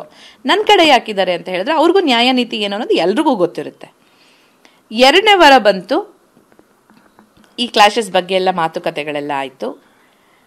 ಸುದೀಪ್ ಸರ್ ಒಂದು ಮಾತು ಹೇಳಿದ್ರು, ನಿಮ್ಮ ನಿಲುವನ್ನು ನೀವು ನಿರೂಪಿಸ್ಕೋಬೇಕು ಅಂತ ಹೇಳಿದ್ರೆ ಕಿರ್ಚಾಡಲೇಬೇಕು ಅಂತೇನಿಲ್ಲ, ನೀಟಾಗಿ ಸಮಾಧಾನವಾಗಿ ಕೂಡ ನಿಮ್ಮ. ಬಟ್ ಬಿಗ್ ಬಾಸ್ ಮನೆಯಲ್ಲಿ ಏನಾಗುತ್ತೆ ಗೊತ್ತಾ, ಸಮಾಧಾನ ಅನ್ನೋದು ಇಲ್ಲವೇ ಇಲ್ಲ. ಅಲ್ಲೆಲ್ರಿಗೂ ಫ್ರಸ್ಟ್ರೇಷನು, ಎಲ್ರಿಗೂ ನಾನೇನು ತೋರಿಸ್ಕೋಬೇಕು. ಯಾಕಂದರೆ ಎಲ್ರಿಗೂ ಅದೊಂದು ಸವಾಲು, ಚಾಲೆಂಜು. ತಪ್ಪು ಅಂತ ಹೇಳಲ್ಲ ಕಿರ್ಚಾಡೋದು, ಬಟ್ ಕಿರ್ಚಾಡೋದ್ರಲ್ಲಿ ಪಾಯಿಂಟ್ ಇದೆಯಾ, ಸತ್ಯ ಇದೆಯಾ, ಒಪ್ಕೊಳ್ಳೋಣ. ಆಮೇಲೆ ನೀವು ನೋಡಿರ್ಬೋದು, ಅವ್ರು ಮಾತಾಡಿದ್ದನ್ನೆಲ್ಲ ನಾವು ಸಮಾಧಾನವಾಗಿ ಕೇಳಿಸ್ಕೊಳ್ತೀವಿ, ನಮ್ಮನ್ನು ಮಾತಾಡೋಕ್ಕೆ ಬಿಡಲ್ಲ. ಯಾಕಂದರೆ ನಮ್ಮಲ್ಲಿ ರಿಯಲ್ ಪಾಯಿಂಟ್ಸ್ ಬರುತ್ತಲ್ಲ, ನಿಜವಾದ ಪಾಯಿಂಟ್ಸ್ ಬರುತ್ತಲ್ಲ, ಅದನ್ನು ಹೊರಗಡೆ ಬಂದ್ಬಿಡುತ್ತಲ್ಲ ನಮ್ಮ ಜನಗಳ ಹತ್ರ, ನಾವು ನಿಜ ಅಂತ ಸಾಬೀತಾಗೋಗುತ್ತಲ್ಲ, ಮಾತಾಡೋಕ್ಕೆ ಬಿಡಲ್ಲ. ಸೊ ಮಾತಾಡೋದೇ ನಿಲ್ಲಿಸಿದೆ. ಪ್ರಯೋಜನ ಇಲ್ಲ ಅಂದಾಗ ಏನಕ್ಕೆ ನಮ್ಮ ಎನರ್ಜಿ ಮತ್ತು ಟೈಮ್ನ ವೇಸ್ಟ್ ಮಾಡಬೇಕು? ಸೊ ಬಿಟ್ಟಿದ್ದು ಸುದೀಪ್ ಸರ್ ಬಂದು ಹೇಳಿದ, ನಿಮ್ಮ ನಿಲುವನ್ನು ಇದು ಮಾಡ್ಕೊಳ್ಳೋಕ್ಕೆ ಸಮಾಧಾನಕರವಾದ ರೀತಿಯಲ್ಲಿ ಹೇಳ್ಬೋದು. ಆಮೇಲೆ ನಿಮ್ಮ ಸುಮ್ಮನೆ ಈಗೋ ಕ್ಲಾಶಸ್ ಆಗ್ತಿದೆ, ಫಾಲ್ಸ್ ಈಗೋ ಕ್ಲಾಶಸ್ ಅಂದಾಗ ಮತ್ತೆ ಸುದೀಪ್ ಸರ್ ನಾನು ಶ್ರೀಕೃಷ್ಣ ಅಂತ ಹೋಲಿಸಿರೋದಕ್ಕೂ ಅವ್ರ ಪ್ರತಿಯೊಂದು ಮಾತನ್ನು ಸೀರಿಯಸ್ ಆಗಿ ತಗೊಳ್ಳೋದಕ್ಕೂ ನಿಜ ಹೇಳಬೇಕಂದ್ರೆ ನಾನು ಅಂದ್ಕೊಂಡೆ, ಎಲ್ಲೋ ಬಹುಶಃ ಇದು ನೆಗೆಟಿವ್ ಆಗಿ ಹೋಗ್ತಾ ಇದೆಯೇನೋ. ಯಾಕಂದರೆ ನಮ್ಗಲ್ಲಿ ಗೊತ್ತಾಗಲ್ವಾ ಫಾಲ್ಸ್ ಈಗೋ. ಯಾಕಂದರೆ ನನಗೆ ಈಗೋ ಇಲ್ಲ, ನನಗೆ ನಾನು ಹೆಚ್ಚು, ನಾನು ಕಡಿಮೆ, ಸುಪೀರಿಯರಿಟಿ ಕಾಂಪ್ಲೆಕ್ಸ್ ಅದೆಲ್ಲ ಇಲ್ಲ. ನಾನು ಹೇಗೋ ಹಾಗೆ ಅಷ್ಟೇ. ಎದುರುಗಡೆ ಇಲ್ಲಿಂದ ಹಿಡಿದು ಇಲ್ಲಿವರೆಗೂ ನನಗೆ ನಿಜವಾಗ್ಲೂ ನನ್ನ ಬಗ್ಗೆ ನಾನು ಹೊಗಳ್ಕೊಳ್ತಿರೋ ಅಂತಲ್ಲ, ಅದು ನಾನು ಕಲ್ತಿರೋ ಸಂಸ್ಕಾರ, ನನ್ನನ್ನು ಬೆಳೆಸಿರೋ ರೀತಿ, ನಾನು ಹೊರಗಡೆ ಪ್ರಪಂಚದಲ್ಲಿ ಹಲವಾರು ಉತ್ತಮ ಜನಗಳಿಂದ ಪಡೆದಿರೋವಂಥ ಸಂಸ್ಕಾರ. ಅವ್ರು ಇಲ್ಲೇ ಇರಲಿ ಅದು ಅವ್ರವ್ರು ಪಡ್ಕೊಂಡು ಬಂದಿದ್ದು. ಬಟ್ ಒಬ್ಬ ಹ್ಯೂಮನ್ ಬೀಯಿಂಗ್ ಆಗಿ ಪ್ರತಿಯೊಬ್ಬನನ್ನು ನಾವು ಗೌರವಿಸ್ಬೇಕು. ಆಮೇಲೆ ನಮ್ಗೆ ಅವ್ರು ಇಷ್ಟ ಆಗುತ್ತಾ ಜೊತೆಲಿರ್ತಾರೆ, ಇಷ್ಟ ಆಗಲಿಲ್ವಾ ದೂರ ಆಗ್ತೀವಿ ಅಷ್ಟೇ. ಅದು ಈಗ ಅವ್ರಿಗೆ ಬ್ಯಾಕ್ ಫೈರ್ ಆಗಿದೆಯಾ ಅಂತ ಅನ್ನಿಸ್ತಿದ್ಯಾ? ಬಿಕಾಸ್ ನೀವು ವೀಕೆಂಡಲ್ಲಿ ಹೇಳ್ತೀರಿ ಚಾಟಿ ಏಟಿ ಥರದ್ದೊಂದು ಬೇಕಿತ್ತು ಅವ್ರಿಗೆ, ಅಶ್ವಿನಿ ಮತ್ತು ಜಾಹ್ನವಿ ಅವ್ರಿಗೆ ಸರಿಯಾಗಿ ಸಿಕ್ಕಿದೆ ಅಂತ ಹೇಳ್ಬಿಟ್ಟು. ಸೊ ಏನು ನಿಮ್ಮ ಒಪಿನಿಯನ್ ಇದ್ರ ಬಗ್ಗೆ ಎಲ್ಲ ಟೋಟಲ್ ಓವರಾಲ್ ಆಗಿ?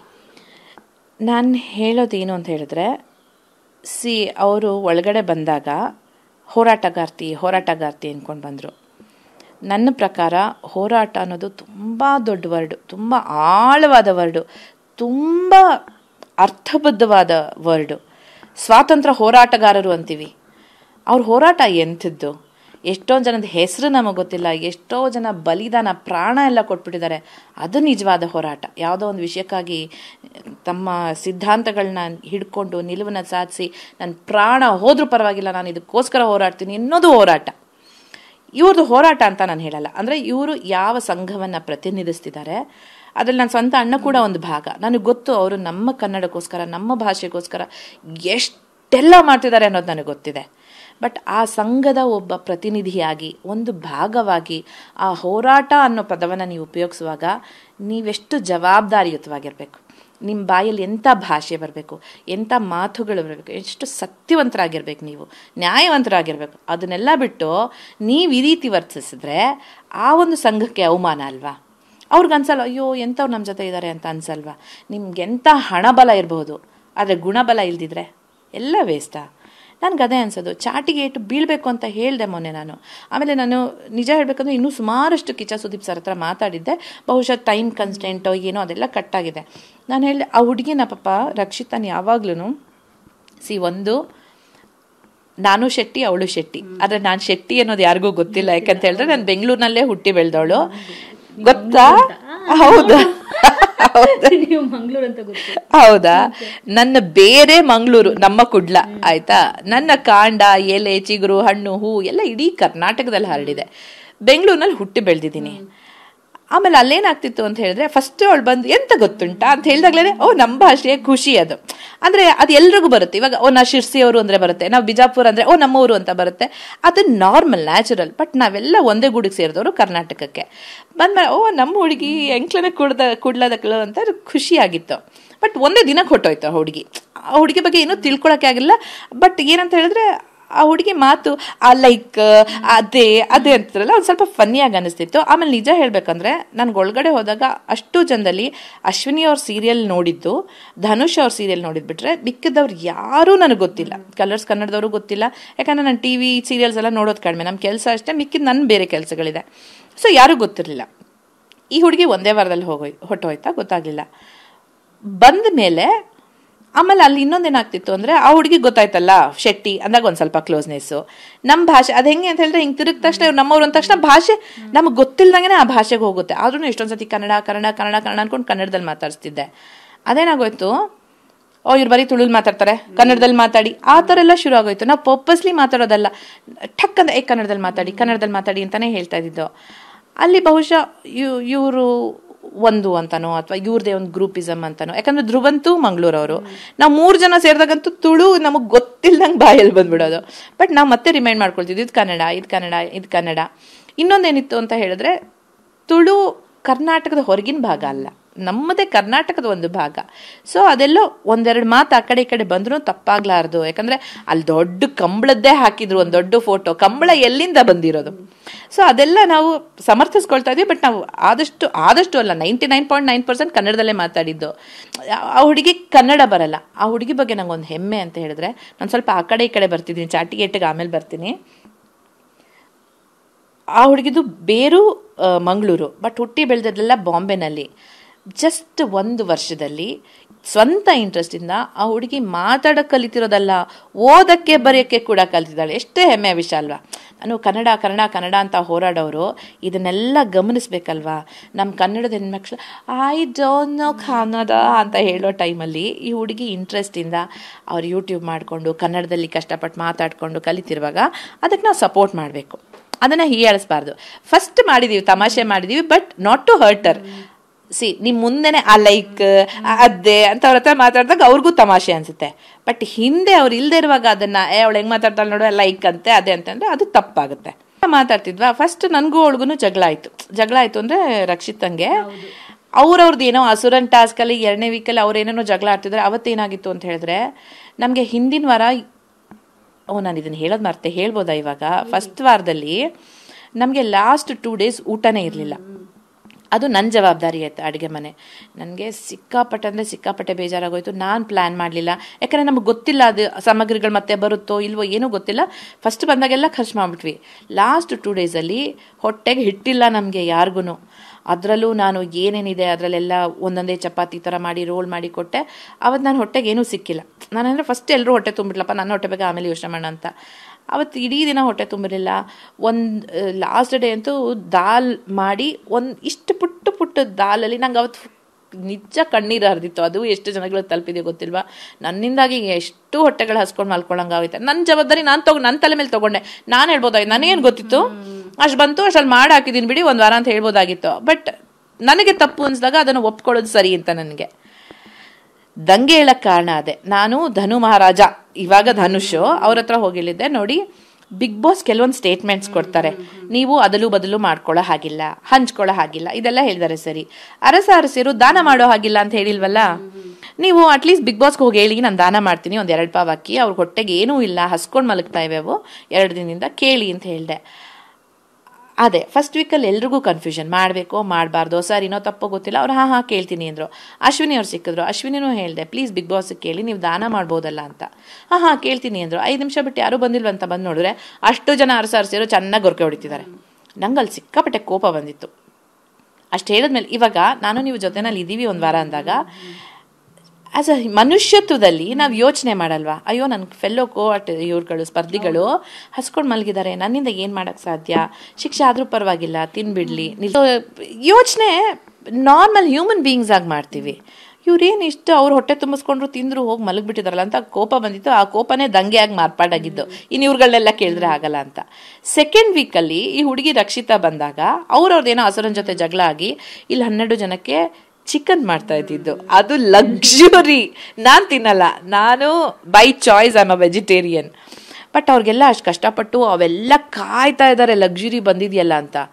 ಅದು ಏನು ಗೊತ್ತಾ, ಹಾಗಲಕಾಯಿ ಮಾಡ್ತಾ ಇದ್ದಿದ್ದು, ಹುರಿದಿರ್ತಿದ್ದು, ಅದನ್ನ ಹಸುರ ತಗೊಂಡು ಹೋಗ್ಬಿಟ್ಟಿದ್ದಾನೆ. ಸರಿ, ನಿಮ್ದು ಅವ್ರದ್ದು ಜಗಳ ಮಾಡಿ, ಅದಕ್ಕೇನಾದ್ರೂ ನೀವು ವಿರೋಧ ವ್ಯಕ್ತಪಡಿಸಿ, ಅದು ನನ್ನ ನೋ ಪ್ರಾಬ್ಲಮ್.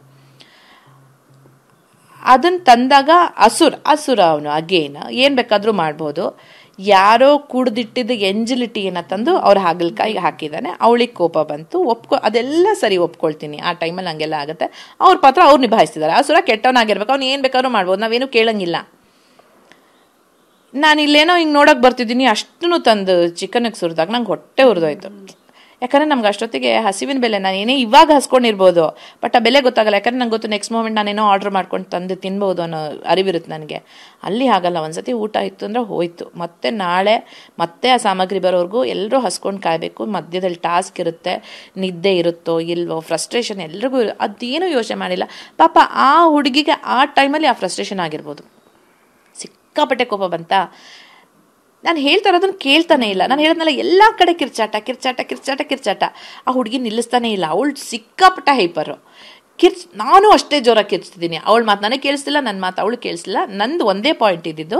ಆಮೇಲೆ ನಾನು ಏನು ಮಾಡಿದೆ, ಚಿಕನಿಂದ ಎಲ್ಲ ತೆಗೆದು, ಅಲ್ಲಿ ಯಾವುದೋ ಪ್ಯಾನ್ ಸಿಕ್ತು, ಪ್ಯಾನ್ ಇಟ್ಟೆ, ಚಿಕನಿಂದ ಆ ಕರೆಲ್ಲ ಎಲ್ಲ ತೆಗೆದು ಹಾಕಿದೆ, ಮಾತಾಡ್ತಾ ಇದ್ದೆ. ಅವಳು ಬಂದು ಕಿರ್ಚ್ತಾನೇ ಇಲ್ಲ. ನನಗೆ ಆ ದಿನ ಫುಲ್ ಹಸಿವು, ನಾನು ತಿಂದೇ ಇಲ್ಲ, ಏನು ರಾತ್ರಿ ಆಗಿದೆ, ಏನೂ ತಿಂದಿಲ್ಲ. ಇವ್ರಿಗೆ ಅಡುಗೆ ಮಾಡಿ ನಂದು ಮಾಡ್ಕೊಂಡು ನಾನು ತಿನ್ನಬೇಕು, ವೆಜಿಟೇರಿಯನ್ನು. ನಾನು ಹೇಳಿ ಕೋಪ ಬಂತು ಅಂತ ಏನೇನೋ ಮಾಡೋಕ್ಕಾಗತ್ತಾ? ನಾನು ಕೋಪ ಬಂತು ಅಂತ ಇಲ್ಲಿ ನಿಂತಿರೋರ್ಗೆ ಹಿಂಗೆ ಎಸ್ತು ಬಿಟ್ರೆ ಅಂದೆ. ಅಲ್ಲಿ ಪ್ಯಾನ್ ಆನೂ ಆಗಿರಲಿಲ್ಲ, ಎಣ್ಣೆನೂ ಇರಲಿಲ್ಲ, ಏನೂ ಇರಲಿಲ್ಲ. ಮತ್ತೆ ನನ್ನ ಕಡೆ ತಿರುಗ್ಬಿಡೋದ ವಿಷಯ. ಎಣ್ಣೆ ಪ್ಯಾನನ್ನ ಚಿಕ್ಕ ಹುಡುಗಿ ಮುಖಕ್ಕೆ ಎರಚ್ಬಿಟ್ಲು. ಕಾಯ್ಕೊಂಡು ಕೂತಿದ್ದ ಅಶ್ವಿನಿ ಗೌಡ, ಅವ್ರು ನನ್ನ ಮೇಲೆ ಕಣ್ಣಿತ್ತ, ಇವಳು ಯಾಕೋ ನನ್ನ ವಿರುದ್ಧ ಬಂದಿದ್ದಾಳೆ ಅಂತ. ಅದು ಸಿಕ್ತು, ತಾಳು ಮಾಡ್ತೀನಿ ನಿನಗೆ. ಇನ್ನೊಂದು ವಿಷಯ, ಮಂಜು ಭಾಷಣಿ ಆ ವಯಸ್ಸಿಗೆ ಮಾಡಿದ್ದು ತಪ್ಪು, ಹೋರಾಟ ಶುರು ಆಗೋಯ್ತು. ನಾನು ಹೇಳೋದು, ನಿಜವಾದ ಸಮಸ್ಯೆ ಇದ್ರೆ ಹೋರಾಟ ಮಾಡಿ, ನಿಮಗೆ ಬೇಡ ಅನ್ನಲ್ಲ. ಸಮಸ್ಯೆನ ನೀವೇ ಯಾಕೆ ಹುಟ್ಟು ಹಾಕ್ತಿದ್ದೀರಾ ಇಲ್ಲಿ? ಹೊಸ ಹೊಸ ಎಲ್ಲಿ ಸಮಸ್ಯೆ ಸಿಗುತ್ತೆ ಅಂತ ಕಾಯೋದು, ವಿಷಯನೇ ಅಲ್ಲದ ವಿಷಯನ ಸಮಸ್ಯೆ ಮಾಡೋದು, ಕಿತ್ತಾಡೋದು, ಕಿರ್ಚಾಡೋದು ಅವಳ ಜೊತೆ ಬಟ್ ನನಗಲ್ಲಿ ಏನಾಯ್ತು ಅಂದರೆ, ನನಗೆ ಯಾರೂ ಹೇಳಬೇಕಾಗಿಲ್ಲ, ನಮ್ಮ ಬುದ್ಧಿ ನಮ್ಮ ಕೈಲಿರುತ್ತೆ. ನಮ್ಮ ಬುದ್ಧಿ ನಮ್ಮ ಕೈಲಿರುತ್ತೆ. ನಾನು ಹಿಂಗೆ ಎರ್ಚಿದ್ರೆ ಹೆಂಗಿರುತ್ತೆ ಅಂದ ತಕ್ಷಣ ಒಂದು ಕ್ಷಣ ರಕ್ಷಿತಾ ಅಂತ ಬೆಚ್ಚಿಬಿದ್ಲು. ಅವಳ ಕಣ್ಣು, ಅವಳ ಮುಖ ನೋಡಿದ ತಕ್ಷಣ ಏನು ಮಾಡಿದೆ ಅಂತ ನನಗೆ ನಾನೇ ಅಂದ್ಕೊಂಡೆ. ಹೇಳೋ ರೀತಿ ಸಾವಿರಾರು ಇರುತ್ತೆ, ನಾವು ಆರಿಸ್ಕೊಳ್ಳೋ ದಾರಿ ಸರಿಯಾಗಿರಬೇಕು. ನನಗೆ ಅನ್ನಿಸ್ಬಿಡ್ತು ನಾನು ತಪ್ಪು ಮಾಡಿದೆ ಅಂತ. ನೀವು ಅದಾದಮೇಲೆ ನೋಡಿರ್ಬೋದು, ಅವಳು ಕಿರ್ಚುತ್ತಾನೇ ಇದ್ಲು ರಕ್ಷಿತಾ. ನಾನು ಏನು ಮಾತಾಡಲಿಲ್ಲ, ಯಾಕಂದರೆ ನನಗೆ ಗೊತ್ತಾಯಿತು ದ್ಯಾಟ್ ಮೂವ್ ನಿಜವಾಗ್ಲೂ ಎಣ್ಣೆ ಇದ್ದಿದ್ರೆ ನಾನು ಆ ಥರ ಮಾಡ್ತಿರಲಿಲ್ಲ. ಯಾಕಂದರೆ ಅಷ್ಟು ಪರಿಜ್ಞಾನ ನನಗಿದೆ, ಯಾವುದು ನಂಗೆ ತೋರಿಸ್ಬೋದು. ಎಣ್ಣೆ ಇದ್ದರೆ ಹೆಚ್ಚೋ ಅಷ್ಟು ನಾನು ಮನಸ್ಥಿತಿನ ಕೆಟ್ಟದಾಗಿ ಬದಲಾಯಿಸ್ಕೊಂಡು ಚೇಂಜ್ ಆಗಿ ಏನದು ಕೋಪದ ಕೈಗೆ ಬುದ್ಧಿ ಕೊಡೋಳಲ್ಲ. ನನಗೆ ಗೊತ್ತು ಅದರಲ್ಲಿ ಏನೂ ಇರಲಿಲ್ಲ ಅಂತ. ನನಗೆ ಗೊತ್ತು, ಅವಳ ಮುಖಕ್ಕೂ ಎರ್ಸಿಲ್ಲ, ನಾನು ಸುಮ್ಮನೆ ಹಿಂಗೆ ಅಂದೆ ಅಷ್ಟೇ. ಬಟ್ ಅದು ಯಾವ್ಯಾವ ಆ್ಯಂಗಲಲ್ಲಿ ಯಾವ್ಯಾವ ರೀತಿ ಕಾಣಿಸ್ತೋ ನನಗೆ ಗೊತ್ತಿಲ್ಲ. ಅದು ಲೈಕ್ ಹೇಗಂತಂದ್ರೆ, ನೀವು ಫುಡ್ನೇ ಎರ್ಚಿದ್ರಿ ಅನ್ನೋ ಥರ ಕಾಣಿಸುತ್ತೆ ಕ್ಯಾಮ್ರಾದಲ್ಲಿ, ಅದೇ ಥರ ಕಾಣಿಸುತ್ತೆ. ಸೊ ಅಂದರೆ ನೀವು, ಅವರು ಹೈಪರ್ ಆಗಿ ಮಾತಾಡ್ತಾ ಇರ್ತಾರೆ ರಕ್ಷಿತಾ ಅವರು. ಸೊ ನೀವು ಚಿಕ್ಕವ್ರ ಹತ್ರ ನಾವು ಯಾಕೆ ಅಷ್ಟೊಂದು ಮಾತಾಡೋದು ಅಂತ ನೀವು ಮಾತನ್ನ ನಿಲ್ಲಿಸ್ತೀರಾ ಅಲ್ಲಿಗೇನೆ. ಸೊ ಆದರೆ ಅದೇ ರೀತಿ ವರ್ತನೆ ಅಶ್ವಿನಿ ಅವರು ತೋರ್ಬೇಕಾಗಿತ್ತು ಅಂತ ಅನ್ಸುತ್ತೆ. ಸೊ ಚಿಕ್ಕವ್ರ ಹತ್ರ ಅಫ್ಕೋರ್ಸ್ ಚಿಕ್ಕವರಿಗೆ ಈಗ ಜಂಜಿ ಕಿಡ್ಸ್ಗೆ ಗೌರವ ಕೊಡ್ಬೇಕಾ ಕೊಡಬಾರ್ದ ಏನೂ ಗೊತ್ತಾಗೋದಿಲ್ಲ. ಸೊ ಅವರು ಏನಾದರೂ ಜಾಸ್ತಿ ಮಾತಾಡ್ತಿದ್ದಾರೆ ಅಂತ ಅಂದಾಗ ನಮ್ಮ ಗೌರವವನ್ನು ಕಾಪಾಡ್ಕೊಳ್ಳೋದು ನಮ್ಮ ಬಳಿಯ ಕೈಯಲ್ಲೇ ಇರುತ್ತೆ. ಸೊ ಅದನ್ನ ಮಾಡಬೇಕಿತ್ತು ಅಂತ ಅನ್ಸುತ್ತೆ. ಆದರೆ ಅದೆಲ್ಲೋ ಒಂದು ರೀತಿ ತಮಾಷೆ ಹೋಗಿ ಅಮಾವಾಸ್ಯೆ ಆಯಿತು ಅಂತ ಅಂತಾರಲ್ಲ, ಸೇಮ್ ಆ್ಯಸ್ ಇಟ್ ಈಸ್ ಅದೇ ರೀತಿ ಅವರು ಒಂದೇ ದಿನಕ್ಕೆ ಗೆಜ್ಜೆ ಸೌಂಡ್ನ ಸುಮ್ಮನೆ ಮಾಡಬೇಕಾಗಿತ್ತು, ನಾವು ತಮಾಷೆಗೆ ಮಾಡಿದ್ದು ಅಂತ. ಆದರೆ ಅವರು ಅದನ್ನೇ ಹೇಳ್ಕೊಂಡು ಹೋದ್ರು. ಅದು ದೊಡ್ಡ ಅಂದರೆ ಲೈಕ್ ಅವರೇ ಬ್ಯಾಕ್ ಫೈರ್ ಆಯಿತು ಅವರಿಗೆ ಅಂತಲೇ ಹೇಳ್ಬೋದು. ಅದು ಹೇಗೆ ಅಂತ ಹೇಳಿದ್ರೆ, ನೀವು ಹೇಳ್ದಾಗೆ ಇಲ್ಲಿ ಚಿಕ್ಕವರು ಜೆನ್ಜಿ ಅದೆಲ್ಲ ಏನು ಬರಲ್ಲ. ನಮ್ಮ ಎದುರುಗಿಡರೋ ವ್ಯಕ್ತಿ, ಇರ್ರೆಸ್ಪೆಕ್ಟಿವ್ ಆಫ್ ಅವರು ಚಿಕ್ಕವರ. ನಾನು ಹೇಳೋದು, ಒಂದು ಮಗುವಿಗೂ ಕೂಡ ನಾವು ರೆಸ್ಪೆಕ್ಟ್ ಕೊಡಬೇಕಾಗತ್ತೆ. ಅದರದ್ದೇ ಆದ ಭಾವನೆ ಇರುತ್ತೆ, ಅದರದ್ದೇ ಆದ ಆಲೋಚನೆಗಳಿರುತ್ತೆ. ಅದು ಪ್ರಪಂಚವನ್ನು ನೋಡೋ ರೀತಿ ಬೇರೆ ಆಗಿರುತ್ತೆ. ನಾವು ಇಷ್ಟು ದಿನ ನೋಡಿರೋ ಪ್ರಪಂಚ, ನಾವು ಈಗ ನೋಡ್ತಿರೋ ಪ್ರಪಂಚ ಬೇರೆ ಆಗಿರುತ್ತೆ. ನಾನು ದೊಡ್ಡವನು, ನೀನು ಚಿಕ್ಕವಳು, ನನಗೆ ಏನು ಗೊತ್ತಿದೆ, ನಿನಗೇನು ಗೊತ್ತಿದೆ ಅಲ್ಲ. ಅದ್ರ ಜಾಗಕ್ಕೆ ಹೋಗಿ, ಅದ್ರ ಕಣ್ಣಲ್ಲಿ, ಅದ್ರ ದೃಷ್ಟಿಯಲ್ಲಿ ಪ್ರಪಂಚ ನೋಡಿ. ನಾವಿಷ್ಟು ತಿಳ್ಕೊಂಡು ಇಷ್ಟು ವಯಸ್ಸಾಗಿ ಅದನ್ನು ಮಾಡೋಕ್ಕಾಗಲಿಲ್ಲ ಅಂದರೆ ಅವಮಾನ ಅಲ್ವಾ ನಮಗೆ? ಇಷ್ಟು ನಾನು ಎಕ್ಸ್ಪೀರಿಯನ್ಸ್ ಇದೆ, ನನಗೆ ಅಷ್ಟಿದೆ, ನನಗೆ ಇಷ್ಟಿದೆ ಅಂತ ಹೇಳ್ಕೊಂಡು ಒಬ್ಬ ಎದುರುಗಡೆ ವ್ಯಕ್ತಿನ ನೀನು ಅಳಿಯೋಕ್ಕಾಗಲಿಲ್ಲ, ಅವ್ರು ಹೇಗಿದ್ದಾರೆ ಅನ್ನೋದು ತಿಳ್ಕೊಳ್ಳಾಗಲಿಲ್ಲ ಅಂದರೆ ಅವಮಾನ ನಮಗೆ. ಅದು ನಾನು ಏನಕ್ಕೆ ಸುಮ್ಮನಾಗಿದ್ದು ಅಂದರೆ, ಅವಳು ಚಿಕ್ಕವಳು ಅಥವಾ ನನ್ನ ಮರ್ಯಾದೆ ಹೋಗ್ಬಿಡುತ್ತೆ ಜಗಳ ಆಡಿದ್ರೆ, ನನಗೆ ಅದೇನೂ ತಲೆನಿರಲಿಲ್ಲ. ಆ ಒಂದು ಆ್ಯಕ್ಟಿಂದ ಆ ಹುಡುಗಿ ಬೆಚ್ಚಿ ಬಿದ್ದುಬಿಡ್ತಲ್ಲ, ನಂಗೆ ತುಂಬ ಬೇಜಾರಾಗೋಯ್ತು. ಎಂಥ ಕೆಲಸ ಮಾಡಿಬಿಟ್ಟೆ ನಾನು. ಯಾಕಂದರೆ ನಂಗೆ ಅವಳು ಇಷ್ಟನೇ ಇದ್ಲು, ಮಾತಾಡೋ ರೀತಿ ಗೀತಿ. ಆಮೇಲೆ ನಾನು ಹೇಳಿದ್ನಲ್ಲ, ನಮ್ಮ ಕುಡ್ಲ ನಾನು ಯಾಕೆ ಅದನ್ನು ಬೇರೆ ಮಾಡಲಿ, ನಂದೇ ಒಂದು ಇದು, ಅದು ನಂಗೆ ಅದಿತ್ತು ಆಯಿತಾ. ಬಟ್ ಆ ಮೂಮೆಂಟಲ್ಲಿ ನನ್ನ ಹಸಿವು, ನನ್ನ ಫ್ರಸ್ಟ್ರೇಷನ್ನು, 12 ಜನಗಳ ಊಟ, ಅದು ನನಗೆ ಆ ಮೂಮೆಂಟ್ ಬಂತು. ಅದನ್ನು ಮತ್ತೆ ಅಶ್ವಿನಿ ಗೌಡ ಅವರು ಅವ್ರ ಉಪಯೋಗಕ್ಕೆ ತಿರುಗಿಸ್ಕೊಳಕ್ಕೆ ನೋಡಿದ್ರು. ಅಂದರೆ ನನ್ನ ಡಿಮೀನ್ ಮಾಡಿ, ಇವಳನ್ನೆಲ್ಲೋ ಕೆಳಗಡೆ ಮಾಡಿ. ನಾನು ಅದಕ್ಕೆ ಅದೇ ಪರಿಸ್ಥಿತಿನಲ್ಲಿ ಮಾತಾಡ್ತಿದ್ರೆ ಅದೇ ಮನಸ್ಥಿತಿಯಲ್ಲಿ ಇರ್ತೀವಿ. ಫಸ್ಟ್ ಅಲ್ಲಿಂದ ಹೊರಗಡೆ ಬರಬೇಕು. ಆವಾಗ ಆ ಹುಡುಗಿನೂ ಶಾಂತ ಆಗಿರ್ತಾಳೆ, ನಾನು ಶಾಂತವಾಗಿರ್ತೀನಿ, ನೀಟಾಗಿ ಕೂತ್ಕೊಂಡು ಮಾತಾಡ್ಬೋದು ಅಂತ. ಸೈಲೆಂಟ್ ಆಗಿಬಿಟ್ಟೆ, ನಾಟ್ ಬಿಕಾಸ್ ಆಫ್ ನಾನು ಯಾರಿಗೋ ಹೆದರ್ಬಿಟ್ಟೆ ಅಥವಾ ನನ್ನ ಮರ್ಯಾದೆ ಹೋಗ್ಬಿಡುತ್ತೆ ಅಥವಾ ನಾನು ಬೇರೆ ಯಾವುದೋ ರೀತಿನಲ್ಲಿ ಪ್ರಾಜೆಕ್ಟ್ ಆಗ್ತೀನಿ, ಇದೆಲ್ಲ ನನಗೆ ಮುಖ್ಯ ಅಲ್ಲ. ನನ್ನ ಕಣ್ಗಳಲ್ಲಿ ನಾನು ಬೀಳಬಾರ್ದು ಫಸ್ಟ್ ಅಲ್ವಾ. At the end of the day ಕನ್ನಡಿ ನಾನೇನೋ ಮೇಕಪ್ ತೆಗೆಯುವಾಗ ಹಿಂಗೆ ನೋಡಿದಾಗ, ಹೌದು ಮಂಜು ಇವತ್ತು ಒಳ್ಳೆಯವಳಾಗಿದ್ದೆ, ಸರಿಯಾದ ಕೆಲಸ ಮಾಡಿದ್ದೆ ಅಂತ ನಂಗೆ ಏನು ಮಾಡಿದೆ ಅಂತ ಕನ್ನಡಿ ನನಗೆ ಬೈಯಂಗಾದರೆ ನನಗೆ ಅಸಹ್ಯ ಆಗ್ಬಿಡುತ್ತೆ. ನಾನು ಅದೇ ರೀತಿ ಪ್ರತಿದಿನ ಇವತ್ತಿಗೂ ಮಾಡ್ಕೊಂಬಂದಿರೋಳು. ಇಡೀ ದಿನ ನಾನು ಏನು ಮಾಡಿದ್ದೀನಿ, ಸರಿ ಮಾಡಿದ್ದೀನ, ತಪ್ಪ ಮಾಡಿದ್ದೀನ, ಎಲ್ಲಿ ದಿದ್ಕೋಬೇಕು, ಏನು ಮಾಡಬೇಕು ಅದೆಲ್ಲ ಯೋಚನೆ ಮಾಡ್ಕೊಂಬಂದವಳು. ಒಂದು 10 ನಿಮಿಷ ಆದಮೇಲೆ ಅಭಿ ಮತ್ತು ಆಶ್ ನಮ್ಮ ಜೊತೆ ಇನ್ನೊಬ್ಬರು ಜಂಟಿಗಳಾಗಿದ್ರಲ್ಲ, ಅವ್ರು ಬಂದು ಕೇಳಿದ್ರು, ಮಂಜುಮಾ ನೀವು ಮಾಡಿದ್ದು ಸರಿ ಅನ್ನಿಸ್ತಾ ನಿಮಗೆ? ಅವ್ರು ಇರಲಿಲ್ಲ ಆ ಜಾಗದಲ್ಲಿ, ಅವ್ರು ಹಂಗೆ ಮಾಡಿದ್ರಂತೆ ಹಿಂಗೆ ಮಾಡಿದ್ರಂತೆ, ಎಣ್ಣೆ ಎರಚಿದ್ರಂತೆ ಅದು ಎರಚಿದ್ರಂತೆ ಕೇಳಿದ್ರು, ಮಂಜುಮಾ ನೀವು ಸರಿ ಮಾಡಿದ್ರ? ನಾನು ಹೇಳಿದೆ ಇಲ್ಲ ನಾನು ಮಾಡಿದ್ದು ಸರಿ ಅಲ್ಲ ಅಂತ ನನಗೆ ಅನಿಸ್ತಿದೆ, ನಾನು ತಪ್ಪು ಮಾಡಿದ್ದು ಅಂತ ಹೇಳಿದೆ. ಮತ್ತು ಸಾರಿ ಕೇಳ್ತೀರಾ? ಹೌದು ಸಾರಿ ಕೇಳ್ತೀನಿ, ಅವಳು ಸ್ವಲ್ಪ ತಣ್ಣಗಾಗಲಿ ಆಮೇಲೆ ಕೇಳ್ತೀನಿ ಅಂತ. ಒಂದು 10-15 ನಿಮಿಷ ಆದಮೇಲೆ ಅವರೇ ಕರ್ಕೊಂಡು ಬಂದರು. ನಾನು ಮನಸ್ಪೂರ್ವಕವಾಗಿ ಅವಳಿಗೆ ಸಾರಿ ಕೇಳಿದೆ. ಯಾಕಂದ್ರೆ ನನಗೆ ಗೊತ್ತು, ನಾನಂದರೆ ಒಂದು ಹುಡುಗಿನ ಹೆದರಿಸ್ಬಿಟ್ಟೆ. ಆ ಮನಸ್ಸಿನಲ್ಲಿ ಏನೇನು ಭಾವನೆಗಳು ಓಡಿರುತ್ತೋ, ಹೆದರಿಕೆ ಆಗಿರುತ್ತೋ, ಅವಳಿಗೂ ಎಲ್ಲ ಹೊಸ ಪ್ರಪಂಚ. ಫಸ್ಟ್ ವೀಕು ಮನಸ್ಪೂರ್ವಕವಾಗಿ ಕೇಳಿದೆ, ಅವಳು ಮನಸ್ಪೂರ್ವಕವಾಗಿ ಅದನ್ನು ಒಪ್ಕೊಂಡ್ಳು. ಆ ಒಂದು ಅಪ್ಪುಗೆ ಇದೆಯಲ್ಲ ಎಲ್ಲನೂ ವಾಶೌಟ್ ಮಾಡಿ. ನಾನು ಅದನ್ನೇ ಹೇಳೋದು ಮಂಗಳ, ಯಾರ ಜೊತೆ ಏನೇ ಜಗಳ ಆದ್ರೂ ಒಂದು ಸರಿಯಾದ ಕ್ರಮದಲ್ಲಿ ನಾವು ಮಾತಾಡಿ ಬಗೆಹರಿಸ್ಕೊಂಡ್ರೆ ಈ ಜಗಳಗಳು ಹೊರ ಪ್ರಪಂಚದಲ್ಲಿ ಅಲ್ಲೋಗ್ಲಿ ಅದೊಂದು ಆಟ, ಒಂದು ಮಜಾ, ಒಂದು ವ್ಯಕ್ತಿತ್ವದ ನಿರೂಪಣೆ ಎಲ್ಲ ಆಗುತ್ತೆ. ನಾನು ಹೇಳೋದು ಅದೇ ಅಲ್ವಾ ನಮಗೆ ಕಲಿಸೋ ನೀತಿ ಪಾಠ ಮನೆ. ಅದನ್ನು ತಂದು ಹೊರಗಡೆ ಹೌದಲ್ವಾ ಇದು ಹಿಂಗಾಗಿತ್ತಲ್ವ 2 ನಿಮಿಷ ಕೂತ್ಕೊಂಡು ಮಾತಾಡ್ಬೇಡ ಅಂದರೆ ಏನೂ ಪ್ರಾಬ್ಲಮ್ಸೇ ಇರಲ್ಲ.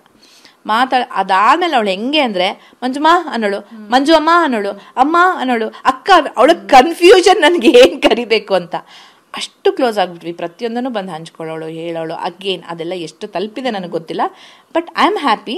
ಆ ರ್ಯಾಪು ನಮ್ಮಿಬ್ಬರಲ್ಲಿ ಬಿಲ್ಡ್ ಆಯಿತು, ತುಂಬ ಕ್ಲೋಸ್ ಆಗಿಬಿಟ್ವಿ. ಅದಾದಮೇಲೆ 3ನೇ ವಾರದಲ್ಲಿ ಅದನ್ನ ನಾನು ಹೇಳಿದ್ನಲ್ಲ, ಸುದೀಪ್ ಸರ್ ಬಂದು ಹೇಳಿದ್ರು ಅನ್ವಾಂಟೆಡ್ ಕ್ಲಾಶಸ್ ಬೇಡ. ನನಗೆ ಅನ್ನಿಸ್ತು ಹೌದು, ಅನ್ವಾಂಟೆಡ್ ಈಗೋ ಕ್ಲಾಶಸ್ ಅಂತ ಹೊರಗಡೆ ಹೋಗ್ತಿದ್ರೆ ದಿಸ್ ಇಸ್ ನಾಟ್ ಈಗೋ. ನೀನು ನನ್ನ ಮೇಲೆ ಆರೋಪ ಹೊರಿಸ್ದೆ, ಅದಕ್ಕೆ ನಾನು ರಿಟ್ಯಾಲಿಯೇಟ್ ಮಾಡಿದೆ ಅಷ್ಟೇ, ನನಗೆ ಈಗೋ ಅಲ್ಲ. ಸೊ ನಾನು ಸುಮ್ಮನೆ ಅದೇ ಶಾಕಿಂಗ್ ಆಗಿ ನಮ್ಮದು ಬೇಡಿ ಕಟ್ಟಾಗೋಯ್ತು. ಇಟ್ ವಾಸ್ ಲೈಕ್ ರೆಕ್ಕೆ ಕಟ್ಟಾಕಿರ್ತಾರಲ್ಲ ಹಕ್ಕಿನ ಬಿಚ್ಚದಾಗೆ.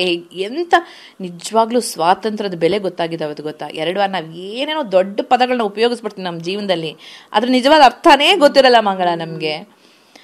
ಅದು ಬಿಚ್ಚಿದ ತಕ್ಷಣ ಎಲ್ಲ ಜಂಟಿಗಳಿಗೂ ಉಸಿರಾಟ.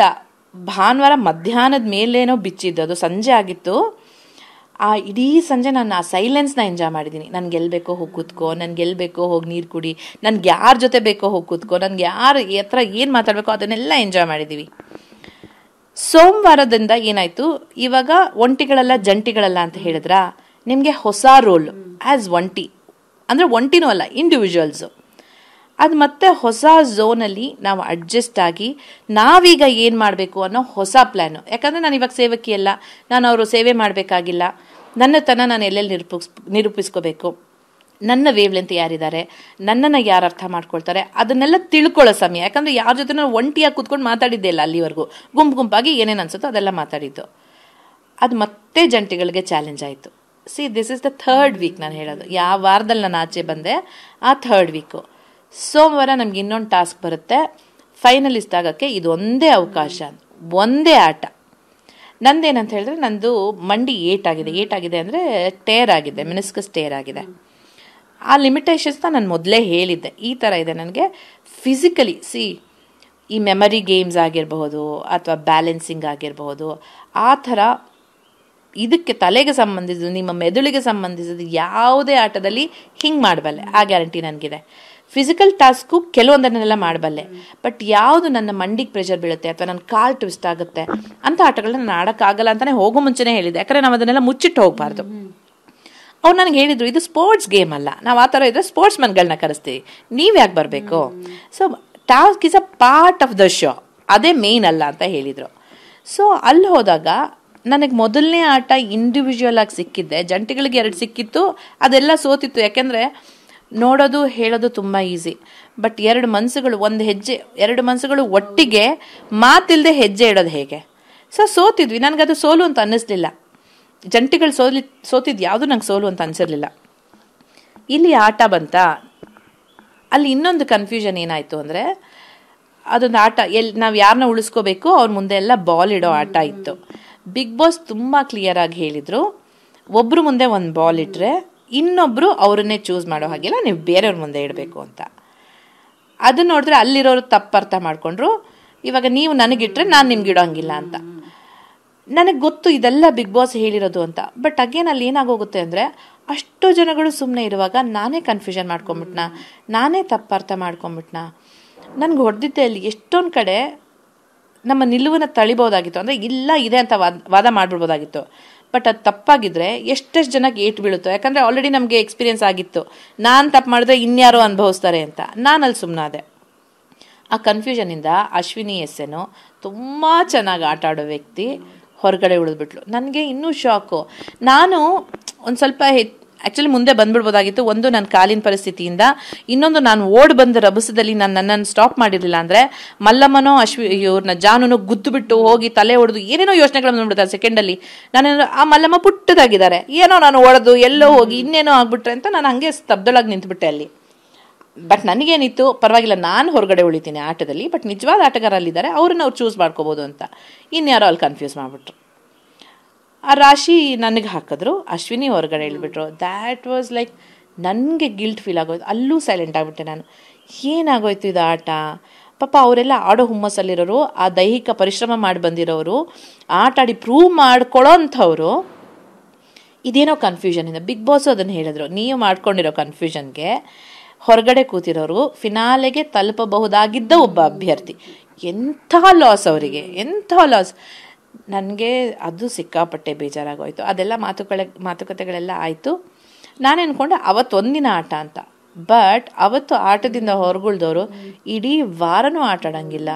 ದ್ಯಾಟ್ ವಾಸ್ ಅ ಬ್ಲೋ ಎಲ್ಲ ಜಂಟಿಗಳಿಗೂ. ಅಂದರೆ ಯಾರು ಚೆನ್ನಾಗಿ ಆಡ್ತಾರೋ ಅವ್ರು ಮುಂದೆ ಹೋಗ್ಬಿಟ್ರು. ಅಶ್ವಿನಿಗೆ ಆಟ ಆಡಿ ಪ್ರೂವ್ ಮಾಡೋಕ್ಕೆ ಜಾಗನೇ ಸಿಗಲಿಲ್ಲ.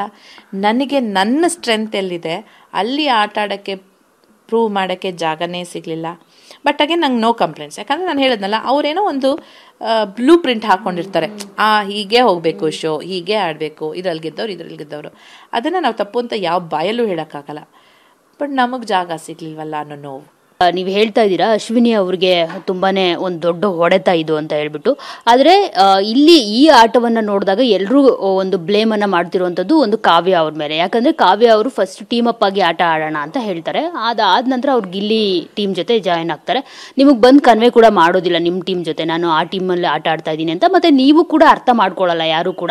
ಅವ್ರು ಅವ್ರ ಟೀಮ್ ಜೊತೆ ಆಟ ಆಡ್ತಿದ್ದಾರೆ, ಎಕ್ಸೆಪ್ಟ್ ಜಾಹ್ನವಿ ಅರ್ಥ ಮಾಡ್ಕೋದ್ರು ಹೇಳ್ತಾರೆ ಅಷ್ಟೇ. ಅವ್ರ ಟೀಮ್ ಜೊತೆ ಆಟ ಆಡ್ತಿದ್ದಾರೆ, ಸೊ ನಾವು ಬೇರೆ ಟೀಮಲ್ಲಿ ಆಟ ಆಡಬೇಕು ಅಂತ ಹೇಳ್ಬಿಟ್ಟು. ಅಫ್ಕೋರ್ಸ್ ಕಾವ್ಯ ಅವ್ರು ಇಡ್ತಾರೆ, ಯಾರಿಗಾದ್ರೂ ಬಾಲ್ ಅಂತಾನೆ ಅನ್ಕೊಂಡಿರ್ತಾರೆ, ಆದ್ರೆ ಕಾವ್ಯ ಹುಡುಗರ್ಗೆ ಇಡ್ತಾರೆ. ಜೊತೆಗೆ ಎಲ್ಲರೂ ಈಗ ಅಶ್ವಿನಿ ಅವರು ಆಚೆ ಬಂದ್ಮೇಲೆ, ಜೊತೆಗೆ ಕಾವ್ಯ ಅವರ ಮೇಲೆ ಒಂದಷ್ಟು ಬ್ಲೇಮ್ಗಳು ಸ್ಟಾರ್ಟ್ ಆದ್ಮೇಲೆ ಎಲ್ಲರೂ ಹೇಳ್ತಿರೋದು ಏನಂದ್ರೆ ಇದು ರಾಶಿಕಾ ಅವ್ರದ್ದು ಕೂಡ ಇದು ತಪ್ಪು. ಯಾಕಂದ್ರೆ ರಾಶಿಕಾ ಅವರು ಮಂಜು ಭಾಷಿಣಿ ಅವರು ಗೇಮಿಂದ ಹೊರಗಡೆ ಹೋಗ್ತಾರೆ, ಅವ್ರು ಬಾಲ್ ತಗೊಂಡ್ ಬಂದು ನಿಂತ್ಕೊಳ್ಳೋದಿಲ್ಲ. ಆದ್ರೂ ಕೂಡ ಮಂಜು ಭಾಷಿಣಿ ಅವ್ರಿಗೆ ಇಡ್ತಾರೆ. ರಾಶಿಕಾ ಅವರು ಅಶ್ವಿನಿ ಅವ್ರಿಗೆ ಇಡೋದಿಲ್ಲ ಬಾಲು, ಅವರಲ್ಲಿಟ್ಟು ಸೇವ್ ಮಾಡ್ಬೋದಾಗಿತ್ತು ಅವ್ರನ್ನ. ಒಂದಷ್ಟು ಆ ಥರದ್ದೊಂದಷ್ಟು ಟ್ರೋಲ್ಗಳಾಗ್ತಿರುವಂಥದ್ದು, ಮೀಮ್ಸ್ಗಳಾಗ್ತಿರುವಂಥದ್ದು, ಇದ್ರ ಬಗ್ಗೆ ನಿಮ್ಮ ಅಭಿಪ್ರಾಯ ಏನು? ನೋಡಿ, ಇಲ್ಲೇ ತಪ್ಪು ತಿಳುವಳಿಕೆಗಳು ಹೇಗಾಗೋದು ಅಂತ ಹೇಳಿದ್ರೆ, ಆ್ಯಕ್ಚುಲಿ ರಾಶಿಕಾ ಅವ್ರದ್ದು ಏನಂದ್ರೆ ಏನೂ ತಪ್ಪಿಲ್ಲ. ಈ ಕಾವ್ಯ ನೀವು ಹೇಳಿದ್ರಿ, ಕಾವ್ಯ ನೀವು ಒಪ್ಕೊಂಡಿದ್ದಾರೆ ಆಮೇಲೆ ಬೇಡ ಅಂದರು ಅಂತ. ನನಗೆ ನಿಜವಾಗ್ಲೂ ಹೊರಗಡೆ ಅದೇನು ಕಂಡಿದೆ ನನಗೆ ಗೊತ್ತಿಲ್ಲ. ಆಮೇಲೆ ಕೆಲವೊಂದು ನಮಗೆ ಅಲ್ಲಿ ಎಷ್ಟೊಂದು ಕನ್ಫ್ಯೂಷನ್ಸ್ ಆಗ್ತಿರುತ್ತೆ. ಯಾಕಂದರೆ ಗಾಬರಿ, ನೀನು ಆಡಬೇಕು, ಸ್ಟ್ರಾಟಜಿ ಮಾಡಬೇಕು, ಟೈಮ್ ಆಗೋಗುತ್ತೆ ಅಂತ. ನನಗೆ ಅಶ್ವಿನಿ ಕೇಳಿದಾಗಲೂ ಹೇಳಿದೆ, ನಂಗೆ ಕಾವ್ಯ ನನ್ನ ಎದುರುಗಡೆ ಹೂ ಅಂದಿದ್ದು ನನಗೆ ನೆನಪಿಲ್ಲ. ಹೇಳಿರ್ಬೋದು, ನಮ್ಮ ತಲೆ ಎಲ್ಲೋ ಇರುತ್ತೆ, ನಾವೇನೋ ಯೋಚನೆ ಮಾಡ್ತಿರ್ತೀವಿ, ಆ ಮೂಮೆಂಟಲ್ಲಿ ಅವ್ರು ಹೇಳಿರ್ಬೋದು, ನನಗೆ ಗೊತ್ತಿಲ್ಲ. ಬಟ್ ಜಾಹ್ನವಿ ನಮ್ಮ ಗ್ರೂಪ್ನಲ್ಲಿದ್ದರು, ನಾವು ಒಳಗಡೆ ಹೋಗುವಾಗಲೂ ಹೇಳಿದ್ರು ನಾವು ಗ್ರೂಪು, ನನ್ನನ್ನು ಮರಿಬೇಡಿ ಅಂತೆಲ್ಲ ಹೇಳಿ. ಅಲ್ಲಿ ಏನಾಗಿತ್ತು ಅಂತ ಹೇಳಿದ್ರೆ, ಆ ಬಾಲ್ನ ನಾವು ಯಾರನ್ನ ಸೇವ್ ಮಾಡಬೇಕು ಅಂತಿದ್ದೀವಿ ಅವ್ರ ಮುಂದೆ ಬಾಲ್ನ ಇಡಬೇಕು. ಬಟ್ ಕಡೆಗೆ ಬಿಗ್ ಬಾಸ್ ಒಂದು ನಮಗೆ ಸೂಚನೆ ಕೊಡ್ತಾರೆ, ಯಾರಾದರೂ ಒಬ್ರನ್ನ ಸೆಲೆಕ್ಟ್ ಮಾಡಿದರೆ ಇನ್ನೊಬ್ರು ಬಂದರು ಮತ್ತೆ ನನಗೆ ಇವರೇ ಉಳಿಬೇಕು ಅಂತ ಹೇಳೋ ಹಾಗಿಲ್ಲ, ಬೇರೆಯವ್ರನ್ನ ಉಳಿಸ್ಕೋಬೇಕು ಅಂತ ಕ್ಲಿಯರ್ ಕಟ್ಟಾಗಿ ಹೇಳಿದರು. ಅದು ನನಗೆ ಕ್ಲಿಯರಾಗಿ ಅರ್ಥ ಆಯಿತು. ಅದು ಕನ್ವೆ ಆಗಿದೆಯೋ ಇಲ್ವೋ ಹೊರಗಡೆ ನನಗೆ ಗೊತ್ತಿಲ್ಲ, ಯಾಕಂದರೆ ನಾನು ಇನ್ನೂ ಏನೂ ನೋಡಿಲ್ಲ, ಹಾಗಾಗಿ ನಂಗೆ ಗೊತ್ತಿಲ್ಲ. ಇರೋ ವಿಷಯ ಹೇಳ್ತಾ ಇದ್ದೀನಿ. ಎಲ್ಲರೂ ಆಟ ಆಡ್ತಾಯಿದ್ರು. ಏನಾಯಿತು, ಗಿಲ್ಲಿ ಕಾವ್ಯ ಮುಂದೆ ಬಾಲ್ ಇಟ್ರು. ಕಾವ್ಯ ಗಿಲ್ಲಿ ಗಿಡಕ್ಕೆ ಹೋದಾಗ ಆ ಕಡೆಯಿಂದ ಸುದಿ, ಆ ಒಂಟಿಗಳು ಫೈನಲಿಸ್ಟ್ ಯಾರ್ಯಾರಿದ್ರು ಅವ್ರ ಕಡೆಯಿಂದ ಒಂದು ವಾಯ್ಸ್ ಬಂತು, ಆಗ ಒಬ್ರನ್ನೊಬ್ರನ್ನ ಚೂಸ್ ಮಾಡೋಂಗಿಲ್ಲ, ಬೇರೆಯವ್ರನ್ನ ಚೂಸ್ ಮಾಡಬೇಕು ಅಂದ್ಬಿಟ್ರು. ಅಲ್ಲಿ ನನಗೆ ಶಾಕು. ಯಾಕೆಂದರೆ ನಾನು ಹೊರಗಡೆ ಇದ್ರೂ ನನಗೆ ಗೊತ್ತಿತ್ತು, ನಾನು ಹೊರಗಡೆ ಇದ್ರೂ ರಾಶಿ ಅಶ್ವಿನಿನ ಸೇವ್ ಮಾಡ್ತಾರೆ, ಅಶ್ವಿನಿ ರಾಶಿನ ಸೇವ್ ಮಾಡ್ತಾರೆ ಅಂತ ನಾನು ತುಂಬ ಪೀಸ್ಫುಲ್ ಆಗಿದ್ದೆ. ಬಟ್ ಯಾವಾಗ ಇಲ್ಲಿ ಈ ಥರ ಒಬ್ರಿಗೊಬ್ರು ಇಡೋ ಹಂಗಿಲ್ಲ ಅಂದ್ರು, ಇದಲ್ವಲ್ಲ ಇವ್ರು ಹೇಳಿದ್ದು, ಬಿಗ್ ಬಾಸ್ ಹೇಳಿದ್ದು ಅಂತ ನನಗೆ. ಬಟ್ ಒನ್ಸ್ ಅಗೇನ್ ಅಲ್ಲಿ ಏನಾಗುತ್ತೆ ಅಂತ ಹೇಳಿದ್ರೆ ಕನ್ಫ್ಯೂಷನ್ನು. ನಾನು ಅರ್ಥ ಮಾಡ್ಕೊಂಡಿದ್ದು ಸರಿನಾ, ಇಷ್ಟು ಜನ ಸುಮ್ಮನಿದ್ದಾರೆ ಅಂದರೆ ಅಷ್ಟಕ್ಕಷ್ಟು 18 ಜನ, ನಾನೊಬ್ಬಳೇ ತಪ್ಪಾಗ್ಬಿಟ್ನೇನೋ ಅನ್ನೋ ಕನ್ಫ್ಯೂಷನ್ ಬರುತ್ತೆ ಅಲ್ಲಿ. ಯಾಕಂದರೆ ಮತ್ತೆ ಅಲ್ಲೇನೋ ನಾನೇನೋ ನಿಲುವು ಸಾಧಿಸಕ್ಕೆ ಹೋಗೋದು, ಅದರಿಂದ ಇನ್ಯಾರಿಗೋ ಶಿಕ್ಷೆ ಆಗೋದು, ಆಟನೇ ರದ್ದಾಗೋದು. ನಾನು ಕನ್ಫ್ಯೂಷನ್ ಸ್ಟೇಟಲ್ಲೇ ನಿಂತಿದ್ದೆ. ಮತ್ತು ಅಶ್ವಿನಿ ಅವರು ರಾಶಿಕಾಗೆ ಬಾಲ್ ಇಟ್ಟರು. ರಾಶಿಂಗ್ ಹೋಗ್ತಿರುವಾಗ ನನ್ನನ್ನು ನೋಡಿದ್ಲು, ಏನು ಮಾಡಲಿ ಅಂತ ನನಗೂ ಗೊತ್ತಾಗ್ತಾ ಇಲ್ಲ. ಅವ್ರು ಹೇಳಿದ್ರು ಒಬ್ರನ್ನೊಬ್ರನ್ನೇ ಚೂಸ್ ಮಾಡೋಂಗಿಲ್ಲ ಅಂತ ಬಂತು ಆ ಕಡೆಯಿಂದ ಮತ್ತೆ ವಾಯ್ಸು. ಅವಳಿನ್ನೇನು ಮಾಡ್ತಾಳೆ ರಾಶಿಕಾ, ಇಲ್ಲ ನನಗಿಡಬೇಕು, ಇಲ್ಲ ಅಶ್ವಿನಿಗಿಡಬೇಕು, ನನಗೆ ಬಂದಿಟ್ಲು. ಇದರಲ್ಲಿ ಒಂದು ಸಾಸಿವೆ ಕಾಳಷ್ಟು ರಾಶಿಕಾ ತಪ್ಪಿಲ್ಲ. ಬಟ್ ಈ ಕನ್ಫ್ಯೂಷನ್ ಯಾರೋ ಕ್ರಿಯೇಟ್ ಮಾಡಿದ ಕನ್ಫ್ಯೂಷನಿಂದ ಆಟವನ್ನು ಅರ್ಥ ಮಾಡ್ಕೊಳ್ದೆ ಹೊಡೆತ ಬಿದ್ದಿದ್ದು ಅಶ್ವಿನಿಗೆ. ಅವರು ಇಡೀ ಆಟದಿಂದನೇ ಹೊರಗಡೆ ನಿಲ್ಬೇಕಾಗಿತ್ತು. ಇನ್ನು ಮಿಕ್ಕಿದ ವಾರಗಳಲ್ಲಿ ನಮ್ಗೆ ಯಾರಿಗೂ ಆಟದಿಂದ ಹೊರಗಡೆ ಉಳಿದವ್ರಿಗೆ ಚಾನ್ಸೇ ಸಿಗಲಿಲ್ಲ, ಪ್ರೂವ್ ಮಾಡ್ಕೊಳ್ಳೋಕ್ಕೂ ಚಾನ್ಸ್ ಸಿಕ್ಕಿಲ್ಲ. ಮತ್ತೆ ವೀಕೆಂಡಲ್ಲಿ ಹೊರಗಡೆ ಬಂದಿದ್ದು ನಾನು ಮತ್ತು ಅಶ್ವಿನಿ. ಮ್ಯಾಮ್, ನೀವು ಒಂದು ಮಾತು ಹೇಳ್ತೀರಿ, ನಮ್ಮ ಊರಿನ ಹೆಣ್ಣು ಮಗಳು ರಕ್ಷಿತಾ ಶೆಟ್ಟಿ ಅಂತ ಹೇಳ್ಬಿಟ್ಟು. ಸೊ ಆದರೆ ನೀವು ಯಾಕೆ ಅಲ್ಲಿ ಸ್ಟ್ಯಾಂಡ್ ತಗೊಳ್ಳೋದಿಲ್ಲ ರಕ್ಷಿತಾ ಪರ ಅಂತ ಹೇಳ್ಬಿಟ್ಟು? ಯಾಕಂದರೆ ನಿಮಗೆ ಗೊತ್ತಿರೋವಂಥದ್ದೇ ಅಶ್ವಿನಿ ಅವ್ರು ಏನೆಲ್ಲ ಮಾತನಾಡ್ತಾರೆ ಅಂತ ಹೇಳ್ಬಿಟ್ಟು. ಸೂಟ್ ಕೇಸ್ ತೆಗೆದು ನೀನು ಎಲ್ಲಿಂದ ಬಂದಿದೆಯಾ ಗೊತ್ತಿರೋದೆ ಅಂತ ಹೇಳ್ತಾರೆ, ಜೊತೆಗೆ ಎಸ್ ಕ್ಯಾಟಗರಿ ಅಂತಲೂ ಹೇಳ್ತಾರೆ. ಇದೆಲ್ಲವೂ ಆಗುತ್ತೆ. ನೀವು ಒಂದಷ್ಟು ಕ್ಲಿಪ್ಸಲ್ಲಿ ನೋಡಿರ್ತೀರ, ಒಂದಷ್ಟು ನೋಡಿರೋದಿಲ್ಲ. ಸೊ ಯಾಕೆ ನೀವು ಅವ್ರ ಪರ ನಿಲ್ಲೋದಿಲ್ಲ ಆ ಕ್ಷಣದಲ್ಲಿ ಅಂತ? ಈ ವಿಷಯಕ್ಕೆ ಮತ್ತೆ ನಾನು ಹೇಳ್ತೀನಿ, ಅದು ಪೂರ್ತಿಯಾಗಿ ವಿವರಿಸ್ಬೋದೋ ಇಲ್ವೋ ಗೊತ್ತಿಲ್ಲ, ಎಷ್ಟಾಗುತ್ತೋ ಅಷ್ಟು ಕಡಿಮೆ ನಾನು ಹೇಳ್ತೀನಿ. ಅಲ್ಲೇನಾಗುತ್ತೆ, ನಾನು ಬಾತ್ರೂಮಿಂದ ಬರ್ತಾ ಇರ್ತೀನಿ, ರಕ್ಷಿತಾ ಫುಲ್ಲು ಹಿಂಗೆ ಸಪ್ಪೆ ಮೋರೆ ಮಾಡ್ಕೊಂಡು ಕೂತಿರ್ತಾಳೆ. ನಾವು ಯಾವಾಗ್ಲೂ ಮಾತಾಡ್ತಿದ್ದೀವಲ್ಲ, ಏನಾಯ್ತು ದಾನೆ ಹ್ಯಾಂಡ್ ಅಂತ ಕೇಳಿದೆ. ಅಳು ಬಂದ್ಬಿಡ್ತಾವ ಹುಡುಗಿಗೆ, ಅಕ್ಕ ಬನ್ನಿಲಿ, ಅಕ್ಕ ಬನ್ನಿಲಿ. ಬಟ್ ಎಷ್ಟು ಧೈರ್ಯ ಹುಡುಗಿಗೆ ಅಂದರೆ, ಕಣ್ಣಲ್ಲಿ ಒಂದು ತೊಟ್ಟು ನೀರು ಬೀಳಿಲ್ಲ, ಬಟ್ ಮೂಗೆಲ್ಲ ಕೆಂಪಾಗ್ಬಿಟ್ಟಿದೆ. ಅಳು ಬಂದು ರೂಮಿಗೆ ಕರ್ಕೊಂಬಂದ್ಲು. ಕಾವ್ಯನೂ ಬಂದ್ಲು. ಅಲ್ಲಿ ಏನಾಗಿದೆ ಆಲ್ರೆಡಿ ಅಂತ ಹೇಳಿದ್ರೆ, ಆ ರಾರ ಅದೇನೇನೋ ಆಗಿದೆಯಲ್ಲ, ನಿಮಗೆ ಗೊತ್ತಿರಬಹುದು. ಅದು ಅವ್ರು ಅಶ್ವಿನಿ ಮತ್ತು ಜಾನ್ವನಿ ಏನು ಮಾಡಿದ್ದಾರೆ, ಗುಂಪು ಗುಂಪು ಗುಂಪು ಮಾಡಿಬಿಟ್ಟು ಅವರೆಲ್ರಿಗೂ ಪಾಪ ಈ ಹುಡುಗಿ ಬಗ್ಗೆ ಕತೆ ಬಿಟ್ಟಿದ್ದಾರೆ. ಹಂಗೆ ಮಾಡ್ತಾಳೆ, ಹಿಂಗೆ ಮಾಡ್ತಾಳೆ, ನಂಗೆ ಭಯ. ಇದು ನನಗೇನೂ ಗೊತ್ತಿಲ್ಲ. ಅವಳು ರಕ್ಷಿತಾ ಬಂದು, ಅದು ನಾವು ಮಾತಾಡಿರೋದು ತೋರಿಸಿದಾರೋ ಇಲ್ಲೋ ಗೊತ್ತಿಲ್ಲ, ಅವಳು ಬಂದು ನನಗೆ ಇದನ್ನೆಲ್ಲ ಹೇಳ್ತಾಳೆ, ಈ ಥರ ಎಲ್ಲ ಆಯಿತು ಅಂತ. ನಾನು ಹೇಳ್ತೀನಿ, ಆಯಿತು ಬಿಡು, ಅವ್ರು ಯಾರು ಏನಾದರೂ ಮಾತಾಡ್ಕೊಳ್ಳಿ, ನಿನಗೆ ನೀನೇನು ಅಂತ ಗೊತ್ತಿದೆ ಅಲ್ವಾ. ನೀನು ರಾರ ಹಾಡಿದ್ರು ಅದ್ರಲ್ಲಿ ಏನು ತಪ್ಪಿದೆ, ನಿನ್ನ ಇಷ್ಟ ಅದು, ನೀನು ಏನು ಬೇಕಾದರೂ ಹಾಡ್ಕೊ, ಯಾಕೆ ತಲೆ ಕೆಡಿಸ್ಕೊಳ್ತೀಯ ಅಂತೆಲ್ಲ ಹೇಳಿದ್ದೆ. ಅದಾದ್ಮೇಲೆ ಕಾವ್ಯನೂ ಬಂದು ಒಂದಷ್ಟು ಮಾತಾಡಿದ್ಲು, ಬಿಡು ನೀನು ಮಾಡಿದ ನಿಜನ. ಯಾಕಂದರೆ ಹಾಗೆ ನಂಬಿಸ್ಬಿಟ್ಟಿದ್ರು ಅವಳು ನಿಜವಾಗ್ಲೂ ಏನೋ ದೆವ್ವ. ಅವಳು ಹೇಳಿದ್ಲು, ನನ್ನ ಮೈ ಮೇಲೆ ದೆವ್ವ ಬರ್ತಿದೆ ಅಂತೆಲ್ಲ ಅನ್ಕೊಳ್ಳಲ್ವಾ, ಈ ಥರ ಎಲ್ಲ ಮಾಡ್ತಿದ್ದಾರೆ. ನಾನು ಹೇಳಿದೆ, ನಾವು ಯಾರೂ ಅನ್ಕೊಳ್ಳಲ್ಲಮ್ಮ, ಹುಚ್ಚ. ಇಲ್ಲಿ ನಾವು 18 ಜನ ಇದ್ರೆ ಹೊರಗಡೆ 180 ಜನ ಕೆಲಸ ಮಾಡ್ತಿರ್ತಾರೆ, ಅದ್ರ ಹೊರಗಡೆ 1000 ಜನ ಕೆಲಸ ಮಾಡ್ತಿರ್ತಾರೆ. ಇಷ್ಟು ವರ್ಷ ಇಲ್ದಿರೋ ದೆವ್ವ ಇವಾಗ ಯಾಕೆ ಬರುತ್ತೆ, ಅದು ನಿನ್ನ ಮೈ ಮೇಲೆ ಯಾಕೆ ಬರುತ್ತೆ, ಏನೋ ತಮಾಷೆ ಮಾಡ್ತಿರ್ಬೋದು, ಬಿಡು ಬಿಡು ಅಂತ ಸಮಾಧಾನ ಮಾಡಿದ್ದೆ. ಅದಾದಮೇಲೆ ಮಾರನೇ ದಿನ ಅವಳು ಪೂರ ಡಲ್ ಆಗಿದ್ಲು ರಕ್ಷಿತಾ. ಅಂದರೆ ಯಾವುದೇ ಮನುಷ್ಯನ ಒಂದು ಕ್ಯಾರೆಕ್ಟರ್ ಮೇಲೆ, ಅವಳ ಬಿಹೇವಿಯರ್ ಮೇಲೆ ಹಲ್ಲೆ ಮಾಡಕ್ಕೆ ಹೋದಾಗ, ಫಸ್ಟ್ ಆಫ್ ಆಲ್ ಅದು ತಮಾಷೆನೇ ಅಲ್ಲ ನನ್ನ ಪ್ರಕಾರ. ನೀವು ತಮಾಷೆ ಮಾಡಿ, ಆ ಮೂಮೆಂಟಲ್ಲಿ ಏನೋ ತಮಾಷೆ ಮಾಡಿದ್ರು, ಎಲ್ಲರೂ ನಕ್ಕರು, ತಮಾಷೆಗೆ ಹೇಳ್ದೆ ಅಂದರೆ ಮುಗ್ದೋಯ್ತು, ಅದಕ್ಕೂ ಬೇಜಾರಾಗಲ್ಲ. ಆ ಚಿಕ್ಕ ಹುಡುಗಿಗೆ ಹೋಗ್ಬಿಟ್ಟು ನಿಜ ಅಂತ ನಂಬ್ಸಕ್ಕೆ, ಪ್ರತಿಪಾದಿಸಕ್ಕೆ ಹೋಗ್ತಿದಾರಲ್ಲ, ಇದೇ ನಿಜ ಅಂತ. ಮಾರನೇ ದಿನ ಪೂರ್ತಿ ಹುಡುಗಿ ಡಲ್ ಆಗಿತ್ತು. ಅಗೇನ್ ನಾವು ತುಂಬ ಮಾತಾಡಿದ್ದೀವಿ ನಾನು ರಕ್ಷಿತಾ, ಅದು ನಿಮ್ಮ ಬಳಿಗೆ ತಲುಪಿದೆಯೋ ಇಲ್ವೋ ಗೊತ್ತಿಲ್ಲ ನನಗೆ. ನಾನು ಹೇಳ್ದೆ, ನೀನು ಡಲ್ಲಾಗಿರಬೇಡ, ನಿಂದು ಸ್ಟ್ರೆಂತೆ ನಿನ್ನ ಮಾತು. ನೀನು ಡಲ್ಲಾಗಿದ್ರೆ ನೀನು ಸೋತ ಹಾಗೆ, ನೀನು ಸೋಲೋ ಹುಡುಗಿ ಅಲ್ಲ. ಮಾತಾಡು, ಯಾರು ಏನೇ ಅನ್ಕೊಳ್ಳಿ, ಯಾರು ಇಲ್ಲೇನು ಹೊಡೆದಾಟ ಒಂದು ಫಿಸಿಕಲಿ ಮಾಡಬಾರ್ದು ಅಷ್ಟೇ, verbally you are free to talk. ನಿನ್ನ ಮನಸ್ಸಲ್ಲಿ ಏನು ಬರುತ್ತೆ ಅದು ಮಾಡಬೇಕು. ಆಮೇಲೆ ನಾನು ಅವಳು ಹೇಳಿದ್ದೆ, ನೋಡು ಇಲ್ಲಿ ನಾವೆಲ್ಲ ಇವಾಗ ಒಟ್ಟಿಗೆ ಇರ್ಬೋದು, ಬಟ್ ಎಲ್ಲ ಇಂಡಿವಿಜುವಲ್ ಗೇಮ್ಸು. ಹೋಗ್ತಾ ಹೋಗ್ತಾ ಯಾರು ನಿನ್ನ ಪರವಾಗಿ ನಿಲ್ಲಲ್ಲ, ಯಾರು ನಿನ್ನ ಸಪೋರ್ಟಿಗೆ ಬರಲ್ಲ. ಅವ್ರವ್ರ ಸಿಚುವೇಶನ್, ಅವ್ರವ್ರ ಜಾಗಗಳನ್ನ ಅವ್ರವ್ರು ನೋಡ್ಕೊಳ್ತಾರೆ. ನಿನ್ನ ಪರವಾಗಿ ನೀನೇ ವಾದ ಮಾಡಬೇಕು, ನಿನ್ನ ತಲೆ ಮೇಲೆ ನಿಂದೇ ಕೈ ಅಂತೆಲ್ಲ. ಸ್ವಲ್ಪ ನಾನು ಅದಕ್ಕೆ ಅವರೆಲ್ಲ ಮೋಟಿವೇಶನಲ್ ಮಂಜಕ್ಕ ನಂದು ಇದೇ ಕೆಲಸ. ಯಾಕಂದ್ರೆ ನನಗೇನೋ ಬೇರೆಯವರಿಂದ ಸಿಕ್ಕಿರೋದನ್ನ ನಾನು ಎಷ್ಟಾಗುತ್ತೋ ಅಷ್ಟು ಜನಗಳಿಗೆ ಹಂಚುತ್ತೀನಿ. ಅವಳಿಗೆಲ್ಲ ಹೇಳಿದ್ದೆ.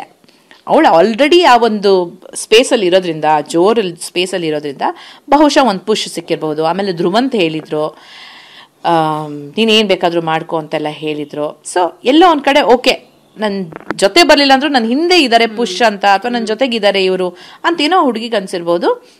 ಆಮೇಲೆ ಅವತ್ತು ಮಿಡ್ ನೈಟ್ ಎಲಿಮಿನೇಷನ್ ಅಂತ ಆಯಿತು. ರಕ್ಷಿತಾ ಅವರು ಇಷ್ಟೆಲ್ಲ ನೀವು ನೋವು ಕೊಟ್ಟ ಮೇಲೆ ನಿಮ್ಮ ಹೆಸರನ್ನ ಹೇಳಬಾರ್ದು ಅಂತ ನೀವು ಹೇಗೆ ಅನ್ಕೊಳ್ತೀರಾ? ಇವಳೋಗಿ ಜಾನು ಹೆಸರು ಹೇಳಿದ್ರು, ಜಾನು ಬಂದು ಇವ್ರ ಹೆಸರು ಹೇಳಿದ್ರು, ಇವಳಿಗೆ ಕೋಪ ಬಂದ್ಬಿಡ್ತು. ಆ ಕ್ಷಣದ ಅವಳದು ಅದು ತಪ್ಪಾಗಿದ್ರೆ ಅಲ್ಲೇ ಬಿಗ್ ಬಾಸ್ ಬೈದಿರೋರು ಅವಳಿಗೆ. ನಾವು ಯಾರು ಅಲ್ಲ ಬೈಯಕ್ಕೆ. ಅವಳು ಮಾಡಿದ ತಪ್ಪು ಅನ್ನೋ ಹಾಗಿದ್ರೆ ಬಿಗ್ ಬಾಸ್ ಸುಮ್ಮನೆ ನಿಂತ್ಕೋ ರಕ್ಷಿತಾ ಅಂತ ಹೇಳಿರೋರು. ಅವ್ರು ಹೇಳಿಲ್ಲ, ಅವಳ ಮನಸ್ಸಿನ ಮಾತುಗಳನ್ನ ಅವಳು ಹೇಳಿದಾಳೆ ಅಷ್ಟೇ. ಅದನ್ನು ರೂಮಿಗೆ ಬಂದಮೇಲೆ ದೊಡ್ಡ ಗಲಾಟೆ ಮಾಡಿದ್ರು.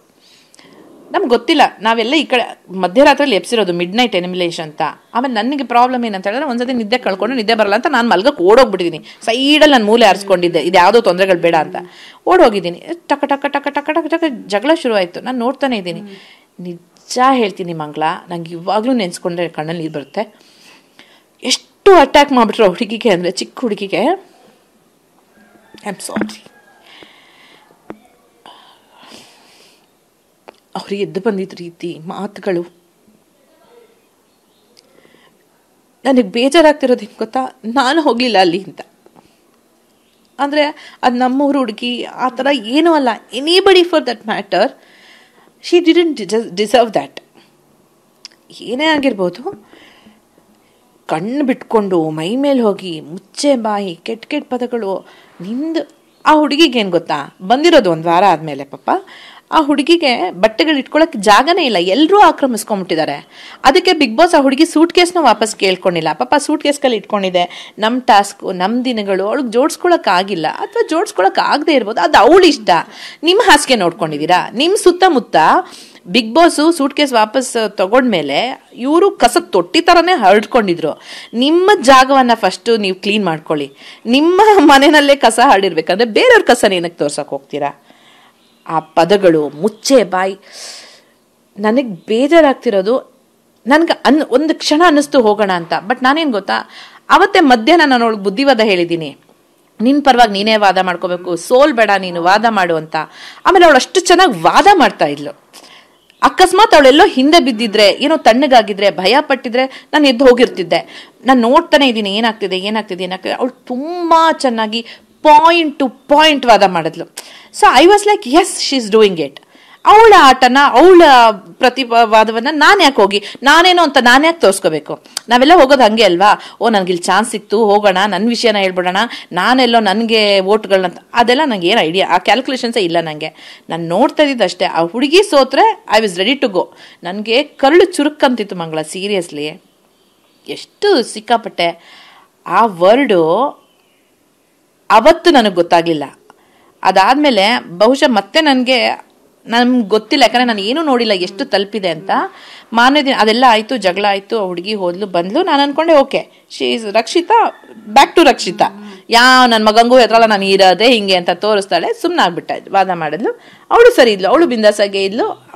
ಹೊರಗಡೆ ಹೋದ್ಲು, ನಾನು ಇಲ್ಲಿ ಮಲ್ಗಲ್ಲ ಅಂದ್ಲು, ನಾನು ಹಿಂಗೆ ಇರೋದೆ ಅಂದ್ಲು, ನಿಂದ ಮನೆ ಅಂದ್ಲು, ನಿಂದ ಬಚ್ಚಲ್ ಮನೆ, ನನ್ನ ಇಷ್ಟ, ಸೂಪರ್ ಆಗಿ ಮಾತಾಡಿದ್ಲು. ಅಲ್ಲೋಗಿ ನಾನು ಏನ್ ಮಾತಾಡೋದಿದೆ, ಅವಳೇ ಎಲ್ಲಾ ಪಾಯಿಂಟ್ಸ್ ಹಂಗೆ ಹೇಳ್ತಿರುವಾಗ ಬಿಂದಾಸಾಗಿ ಎಸ್ ಗುಡ್ ಅಂತ ಅನಿಸ್ತಿತ್ತು ನಂಗೆ. I was feeling good, yes she is doing right, ಟಕ್ಕರ್ ಕೊಡ್ಬೇಕು ಆ ತರ. ಅದೊಂದೇ ಕಾರಣ ನಾನು ಹೋಗದೆ ಇದ್ದಕ್ಕೆ. ಅಕಸ್ಮಾತ್ ಅವಳು ಸೋತಿದ್ರೆ ಖಂಡಿತವಾಗ್ಲೂ ಹೋಗ್ತಿದ್ದೆ. ನನಗೆ ಯಾರು ಹೆದರಿಕೆ ಅಲ್ಲಿ?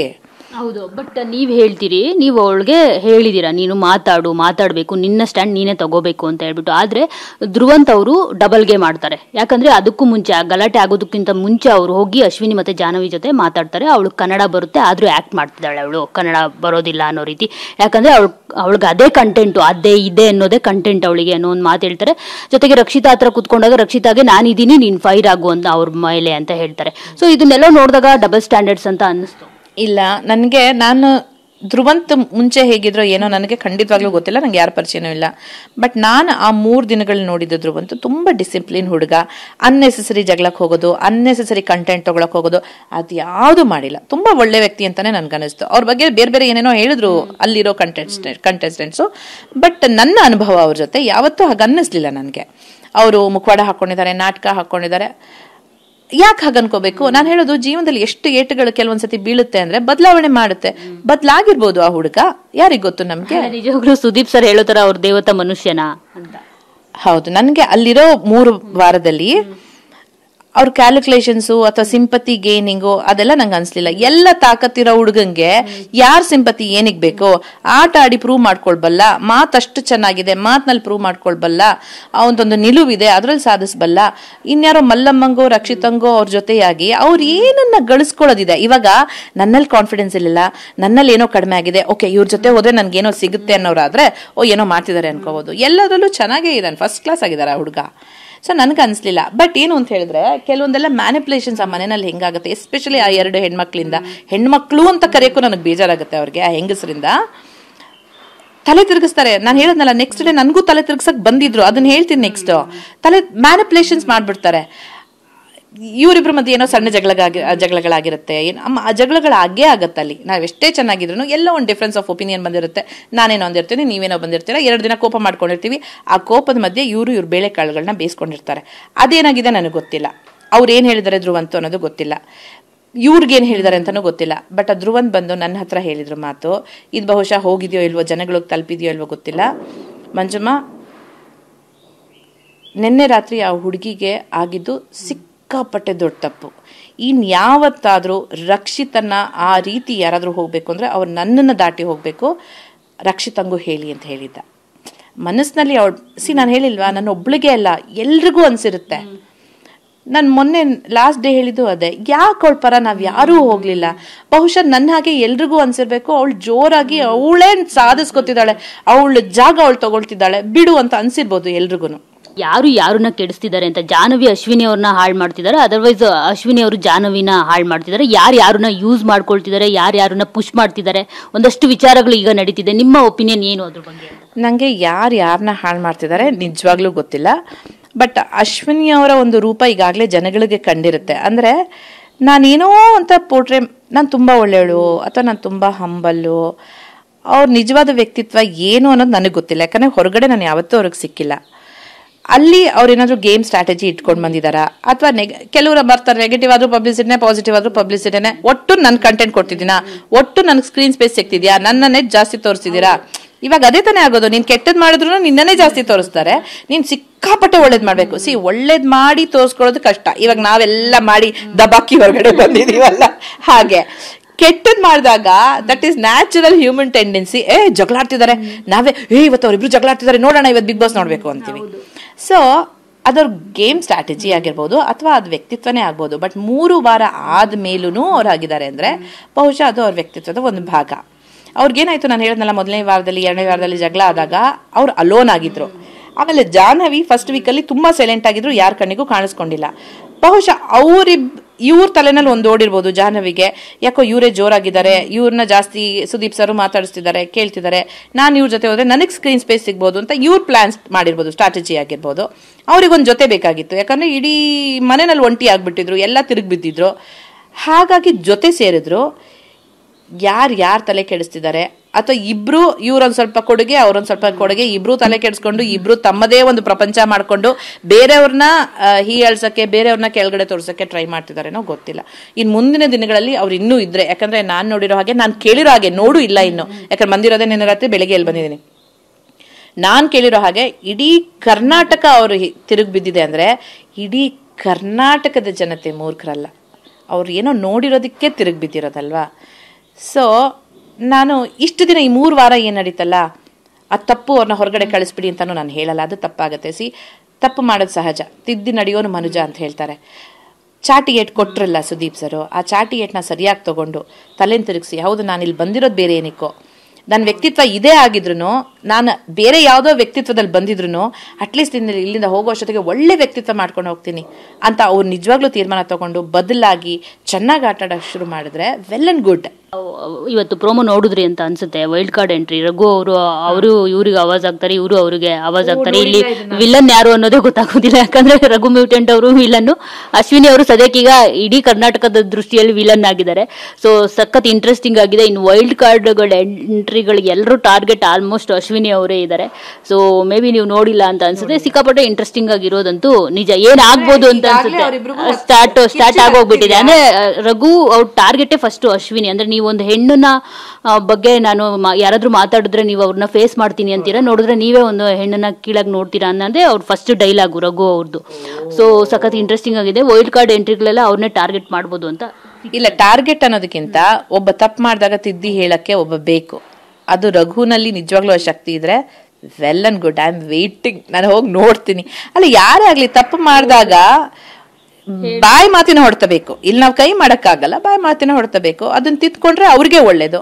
ಇಲ್ದಿದ್ರೆ ಇವತ್ತು ನಾವು ಬಂದಿದೀವಿ, ನಾಳೆ ಅವ್ರು ಬರ್ತಾರೆ. ಆಟ ಪೂರ್ತಿ ಮಾಡದೆ ಬರೋದಕ್ಕಿಂತ ಬದಲಾಗಿ ಒಳ್ಳೆ ಆಟ ಆಡಿ ಒಳ್ಳೆ ಹೆಸರು, ಇವಾಗ ಏನ್ ಹೆಸರು ಕೆಡ್ತಿದೆ ಅದನ್ನ ಸರಿ ಮಾಡ್ಕೊಂಡ್ ಬಂದ್ರೆ ಅವ್ರಿಗೆ ಉತ್ತಮ. ಇಲ್ದಿದ್ರೆ ನಾಳೆ ಬಂದು ನಾನು ಹೋರಾಟ ಮಾಡ್ತೀನಿ ಅಂದ್ರೂ ಜನಗಳು ನಂಬೋ ಪರಿಸ್ಥಿತಿನಲ್ಲಿ ಇರಲ್ವಲ್ಲ, ಅವ್ರಿಗೆ ತಾನೇ ನಷ್ಟ. ಯಾರು ತುಂಬಾ ಫೇಕ್ ಅಂತ ಅನ್ಸಿದ್ರು ಮ್ಯಾಮ್ ನಿಮ್ಗೆ ಬಿಗ್ ಬಾಸ್ ಇಡೀ ಮನೆಯಲ್ಲಿ? ಅವ್ರಿಬ್ರೇನೆ ಅನ್ನಿಸ್ತಾ ಇರೋದು ಫೇಕ್ ಅಂತ. ಯಾಕಂತ ಹೇಳಿದ್ರೆ ನಡೆ ಬೇರೆ ನುಡಿ ಬೇರೆ, ಎರಡು ಒಂದಕ್ಕೊಂದು ಹೊಂದಾಣಿಕೆನೇ ಆಗದೆ ಇದ್ದಾಗ ಫೇಕ್ ಅಂತಾನೆ ತಾನೇ ಅನ್ಸೋದು. ನಾನು ಹೆಣ್ಮಕ್ಳು ಪರವಾಗಿ ನಿಲ್ತೀನಿ ಅಂದ್ರೆ ಅಲ್ಲಿ ಹೆಣ್ಮಕ್ಳಿಗೆ ಪ್ರಾಬ್ಲಮ್ ಮಾಡೋಂಥವ್ರು ಬೇರೆ ಯಾರು ಇಲ್ಲ, ಅವರೇ ಮಾಡ್ತಾ ಇರೋದು.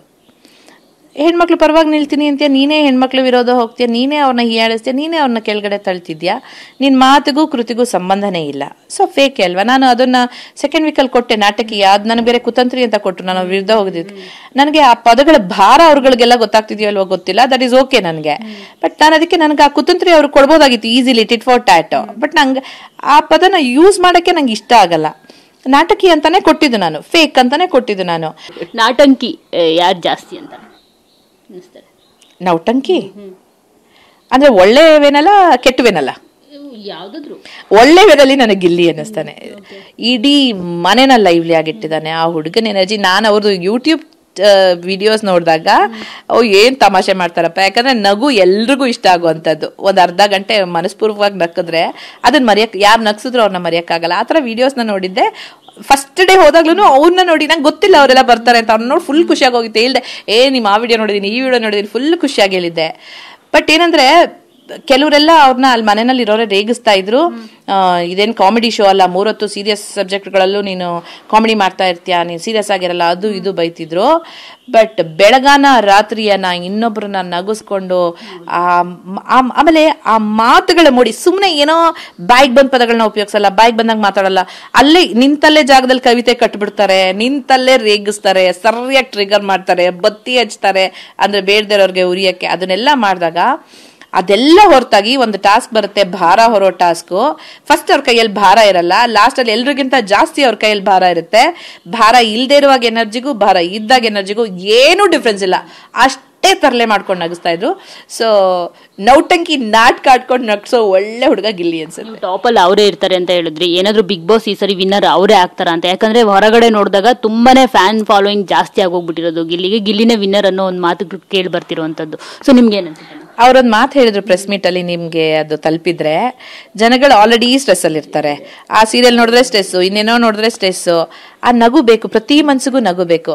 ನಿಷ್ಕಲ್ಮಶ ಹೃದಯದಿಂದ ಆ ನಗುನ ಆ ಬಿಗ್ ಬಾಸ್ ಮನೆಯಲ್ಲಿ ಡೇ ಅಂಡ್ ನೈಟ್ ಕೊಡ್ತಾ ಇರೋದು ಗಿಲ್ಲಿ. ಸೊ ಗಿಲ್ಲಿಗೆದ್ರೆ ನಂಗೆ ಸಿಕ್ಕಾಪಟ್ಟೆ ಖುಷಿ ಇದೆ. ಯಾಕೆಂತ ಹೇಳಿದ್ರೆ ತುಂಬಾ ಮಾತೇನೇ ಇರ್ಬೋದು, ಎಲ್ಲೋ ಒಂದು ಹಂತಕ್ಕೆ ತಲುಪಿರ್ಬೋದು, ಬಟ್ ಆ ಮನಸ್ಸಿನಲ್ಲಿ ಇನ್ನೂ ಹಮ್ಮು ಬಿಮ್ಮು ಕಲ್ಮಶ ಏನಿಲ್ಲ. ತುಂಬಾ ಒಳ್ಳೆ ಹುಡುಗ. ಕ್ಯಾಲ್ಕುಲೇಷನ್ಸ್ ಮಾಡ್ತಾರೆ, ಅವ್ರಿಗೆ ಗೊತ್ತು ನಾನು ಏನ್ ಆಡ್ತಿದ್ದೀನಿ, ನಾನು ಏನ್ ಮಾತಾಡ್ತೀನಿ, ನಾನು ಎಲ್ಲಿ ಮಾತಾಡಿದ್ರೆ ಎಲ್ಲಿ ಬೀಳುತ್ತೆ ಏಟು ಗೊತ್ತು. ಬಟ್ ಅದನ್ನ ಯಾವುದೇ ತಂತ್ರಗಾರಿಕೆ ಇಲ್ಲದೆ, ಬೇಡದಿರೋ ತಂತ್ರಗಾರಿಕೆ ಇಲ್ಲದೆ ಹರ್ಟ್ ಮಾಡಕ್ಕೆ ಅಂತ ಏನು ಅವ್ರು ಯಾವ ಮಾತನಲ್ಲೂ ಹರ್ಟ್ ಇಲ್ಲ, ನಿಜ ಇರುತ್ತೆ, ಸತ್ಯ ಇರುತ್ತೆ. ಸೊ ಅವರೇ ಗೆಲ್ತಾರೆ ಅಂತ ನನ್ಗನ್ಸುತ್ತೆ. ಈ 3 ವಾರದಷ್ಟೇ ನಾನು ಹೇಳ್ತಿರೋದು. ಇದೇ ರೀತಿ ಅವ್ರು ಮುಂದುವರ್ಕೊಂಡು ಹೋಗಿ ಆಟದಲ್ಲೂ ನಿಲುವಲ್ಲೂ ಎಲ್ಲ ಇದೇ ಏನ್ ಸಾಧನೆ ಮಾಡಿದ್ದಾರೆ, ಏನ್ ಚಪ್ಪಾಳೆ ಗಿಟ್ಟಿಸ್ಕೊಂಡಿದ್ದಾರೆ, ಅದೇ ರೀತಿಲಿ ಮುಂದುವರ್ಕೊಂಡು ಹೋದ್ರೆ ಖಂಡಿತವಾಗ್ಲೂ ಅವ್ರು ಗೆಲ್ತಾರೆ. ನಿನ್ನೆ ರಿಷಾ ಗೌಡ ಅವರು ಅಂದ್ರೆ ವೈಲ್ಡ್ ಕಾರ್ಡ್ ಎಂಟ್ರಿ ಅವರು ಒಂದು ಮಾತು ಹೇಳ್ತಾರೆ, ಅಂದ್ರೆ ಕಾವ್ಯ ಯಾವಾಗ ಬೇಕಿದ್ರು ಒಂದು ಪಿನ್ ಇಡ್ಬೋದು ಗಿಲ್ಲಿಗೆ ಅಂತ ಹೇಳ್ಬಿಟ್ಟು. ಸೊ ಯಾರನ್ನ ಯೂಸ್ ಮಾಡ್ಕೊಳ್ತಿದ್ದಾರೆ, ಯಾರಿಂದ ಯಾರಿಗೆ ಪ್ಲಸ್ ಆಗ್ತಿದೆ ಅಂತ ಅವರಿಬ್ಬರಲ್ಲಿ? ಪಿನ್ ಇಡೋದು ಎಲ್ಲ ನನಗೆ ಗೊತ್ತಿಲ್ಲ, ಯಾಕಂದ್ರೆ ಕಾವ್ಯನ ಆ ಪಿನ್ ಇಡೋ ರೂಪದಲ್ಲಿ ನಾನು ಯಾವತ್ತೂ ನೋಡಿಲ್ಲ. ಬಟ್ ಇಬ್ರಿಗೂ ಒಬ್ರಿಂದೊಬ್ರಿಗೆ ಉಪಯೋಗ ಆಗ್ತಾ ಇದೆ. ಯಾಕಂದ್ರೆ ಕಾವ್ಯನ ರೇಗಿಸ್ಕೊಂಡು ಗಿಲ್ಲಿ ಒಂದಷ್ಟು ತಮಾಷೆಗಳನ್ನ ಮಾಡ್ಕೊಂಡು ಅದು ಜನಗಳಿಗೆ ಇಷ್ಟ ಆಗ್ತಿರುತ್ತೆ ಬಹುಶಃ. ಯಾಕಂದ್ರೆ ನಮ್ಗೆ ಅಲ್ಲಿ ತಮಾಷೆ ಅನ್ಸೋದು, ಅವ್ರ ಹೆಸರನ್ನ ಉಪಯೋಗಿಸ್ಕೊಂಡು ಕಾವು ಕಾವು ಕಾವು ಕಾವು ಅಂತ ಓಡಾಡೋದು ತುಂಬಾ ಇಷ್ಟ ಆಗ್ತಿತ್ತು. ಪ್ಲಸ್ ಕಾವ್ಯಂಗೂ ಗಿಲ್ಲಿನೇ ಜಂಟಿ ಆಗಿದ್ದರಿಂದ 2 ವಾರ ಅವ್ರು ಮಾಡೋ ತಮಾಷೆಗಳೆಲ್ಲ ಅವ್ರು ಭಾಗಿಯಾಗ್ತಿದ್ರು. ಆ ಸ್ಕ್ರೀನ್ ಸ್ಪೇಸ್ ಸಿಗುತ್ತೆ, ಅವ್ರಿಗೆ ಮಾತಾಡಕ್ ಸಿಗುತ್ತೆ, ಅವ್ನಿಗೆಲ್ಲೋ ಜೋರ್ ಮಾಡಕ್ ಸಿಗುತ್ತೆ. ಸೊ ಅವ್ರಿಗೂ ಉಪಯೋಗ, ಇಬ್ರು ಒಬ್ರಿಗೊಬ್ರು ಉಪಯೋಗಿಸ್ಕೊಳ್ತಿದ್ದಾರೆ. ಬಟ್ ಜಾಸ್ತಿ ಉಪಯೋಗ ಆಗ್ತಾ ಇರೋದು ಕಾವ್ಯಂಗೆ ಅನ್ಸುತ್ತೆ. ಯಾಕಂದ್ರೆ ಗಿಲ್ಲಿ ಯಾರು ಇಲ್ದಿದ್ರು ಗಿಟ್ಟಿಸ್ಕೊಳ್ಳೋ ಅಂತ ವ್ಯಕ್ತಿ, ಅವ್ರ ಜೊತೆ ಇರೋದ್ರಿಂದ, ಅವ್ರ ಜಂಟಿ ಆಗಿದ್ರಿಂದ ಇವ್ರಿಗೊಂದ್ ಸ್ವಲ್ಪ ಹೆಚ್ಚು ಉಪಯೋಗ ಆಗ್ತಾ ಇದೆ ಅಂತ ಅನ್ಸುತ್ತೆ. ಅಂಟಿಲ್ ಅನ್ಲೆಸ್ ಕಾವ್ಯ ಅವ್ರ ಇಂಡಿವಿಜುವಾಲಿಟಿ ತೋರ್ಸೋವರ್ಗು ನಾವು ಈ 3 ವಾರದಲ್ಲಿ ಅಷ್ಟೊಂದು ನೋಡ್ಲಿಲ್ಲ. ಮ್ಯಾಮ್, ಯಾರು ವಿನ್ನರ್ ಆಗ್ಬೋದು ನಿಮ್ಮ ಪ್ರಕಾರ? ಆಲ್ರೆಡಿ ಗಿಲ್ಲಿ ಅಂತ ಹೇಳಿದಿರಾ, ಬೇರೆ ಯಾರಾದ್ರೂ ಇದಾರ ಜೊತೆಗೆ ಟಾಪ್ 5 ಯಾರು ಇರ್ಬೋದು ಈ ಸರಿ? ಗಿಲ್ಲಿ ಬಿಟ್ರೆ ಧನುಷ್ ತುಂಬಾ ಒಳ್ಳೆ ಹುಡುಗ. ಅವನಲ್ಲೂ ಅಷ್ಟೇ ಕುಯುಕ್ತಿ, ಬೇಡದೇ ಇರೋ ಮಾತುಗಳು, ಶಕ್ತಿ ಇದೆ ಸಿಕ್ಕಾಪಟ್ಟೆ. ಆದ್ರೆ ಅನಾವಶ್ಯಕವಾಗಿ ಆ ಶಕ್ತಿನ ಎಲ್ಲೂ ಉಪಯೋಗಿಸಿಲ್ಲ, ಎಲ್ಲೂ ತೋರಿಸಿಲ್ಲ. ಹೆಣ್ಮಕ್ಳ ಜೊತೆ ತುಂಬಾ ಡೀಸೆಂಟ್ ಆಗಿರ್ತಾನೆ, ಅರ್ಥ ಮಾಡ್ಕೊಳ್ತಾರೆ. ಅವ್ರು ಒಂದೇ ಒಂದು ವಿಷಯ ಹೇಳ್ಬೇಕು ಅಂತ ಹೇಳಿದ್ರೆ, ನಾವ್ ಯಾವತ್ತೋ ಒಂದಿನ ಮಾತಾಡ್ತಿರುವಾಗ ನಂಗೆ ಪೊಂಗಲ್ ಅಂದ್ರೆ ಆಗಲ್ಲ, ಮತ್ ಪೊಂಗಲ್ ಮಾತ್ರ ಮಾಡಬೇಡಿ ಅಂತಾನೋ ಹೇಳಿದ್ರು. ಒಂದಿನ ಹೇಗ್ ಬಂತು ಅಂದ್ರೆ, ಪೊಂಗಲ್ ಬಿಟ್ಟು ನಂಗೆ ಬೇರೆ ಏನು ಮಾಡಕ್ ಸಾಧ್ಯನೇ ಇಲ್ಲ, ಅಷ್ಟೇ ಇದ್ದಿದ್ದು. ಪೊಂಗಲ್ ಮಾಡಿದ್ದೆ ನಾನು ಬೆಳಿಗ್ಗೆ, ನಾನು ಹೇಳ್ದಲ್ಲ ಕತ್ಲಲ್ಲೇ ಎದ್ದು ಎಲ್ಲ ಮಾಡಿ, ಅವ್ರು 7 ಮುಂಚೆ ತಿಂಡಿ ರೆಡಿ ಆಗಿರ್ತಿತ್ತು. ಇವತ್ತು ನಿನ್ ಫೇವ್ರೇಟ್ ದನ್ನು ಅಂತ ರೇಗಿಸ್ತಿದ್ದೆ. ಏನಮ್ಮ ಚಿತ್ರಾನ್ನ ಇದ್ದ ಇಲ್ಲ ಪೊಂಗಲ್. ಫುಲ್ಲು ಮುಖ ಹಿಂಗಾಗೋಯ್ತು. ಬಟ್ ಸ್ಟಿಲ್ ಆ ಹುಡುಗ 2 ಸೌಟ್ ಪೊಂಗಲ್ ತಿಂದಿದ್ದಾರೆ. ಬಿಕಾಸ್ ನೀವೆಲ್ಲರಿಗಿಂತ ಮುಂಚೆ ಇದ್ದು ನಮ್ಗೆ ಅಡಿಗೆ ಮಾಡಿದ್ದೀರಾ, ಅದಕ್ಕೆ ನಾನು ರೆಸ್ಪೆಕ್ಟ್ ಕೊಡ್ಬೇಕು ಅಂತ. That shows. ಅಲ್ಲಿ ಅವತ್ತು ನೂಡಲ್ಸ್ ಎಲ್ಲ ಬಂದಿತ್ತು, ಬೇರೆಯವರೆಲ್ಲ ನೂಡಲ್ಸ್ ಎಲ್ಲ ಮಾಡ್ಕೊಂಡೆಲ್ಲ ತಿಂದ್ರು, ಬಟ್ ಆ ಹುಡುಗ 2 ಸೌಟು ಪೊಂಗಲ್ ತಿಂದು ಆಮೇಲೆ ನೂಡಲ್ಸ್ ತಿಂದಿದ್ದು. ಸೊ ಅಂಥ ಮನಸ್ಥಿತಿ, ಅಂದ್ರೆ ಆ ಥರ ಗೌರವ ಕೊಡ್ತಾರೆ. ಅಂದ್ರೆ ಅವ್ರ ಫ್ಯಾಮಿಲಿ ಅದೆಲ್ಲ ಮಾತಾಡ್ತೀವಲ್ಲ, ಗೊತ್ತಾಗುತ್ತೆ ಎಂಥ ಫ್ಯಾಮಿಲಿ ಮನುಷ್ಯ, ಫ್ಯಾಮಿಲಿಗೆ ಎಷ್ಟು ಬೆಲೆ ಕೊಡ್ತಾರೆ. ಸೊ ಅವ್ರು ಬರ್ಬೋದು. ಗಿಲ್ಲಿ ಬಿಟ್ರೆ ಧನುಷು, ಆಮೇಲೆ ಇವರು ನಮ್ಮ ಧ್ರುವಂತು ಚಿಪ್ಪಿನಲ್ಲಿ ಅಡಗಿರದೆ ಅವರ ನಿಜವಾದ ಸ್ವರೂಪವನ್ನ ನಿಲುವನ್ನ ತಾಳ್ಕೊಂಡು ಬಂದ್ರೆ ಅವ್ರು ಗೆಲ್ಬಹುದು. ಅದು ಬಿಟ್ರೆ Rashi is a very sensible girl, ಸ್ಪೋರ್ಟ್ಸಲ್ಲೂ ಇದ್ದಾಳೆ, ಅರ್ಥ ಮಾಡ್ಕೊಳ್ಳೋ ಮನಸ್ಥಿತಿ ಇದೆ, ಆಟವನ್ನು ಸರಿಯಾಗಿ ಅರ್ಥ ಮಾಡಿಕೊಂಡು ಸ್ಟ್ಯಾಂಡ್ ತಗೊಂಡು ನಿಂತರೆ ಅವರು ಗೆಲ್ಬಹುದು. ಇನ್ನೊಬ್ರು ಯಾರು ಅಂತ ನೆನಪಿಸ್ಕೊತಾ ಇದ್ದೀನಿ ನಾನು. ಇನ್ನೊಬ್ರು ಈ 4 ಜನ ಸ್ಟ್ರಾಂಗ್ ಕಂಟೆಸ್ಟೆಂಟ್ಸ್ ಅಂತ ಅನ್ಸುತ್ತೆ ನನಗೆ.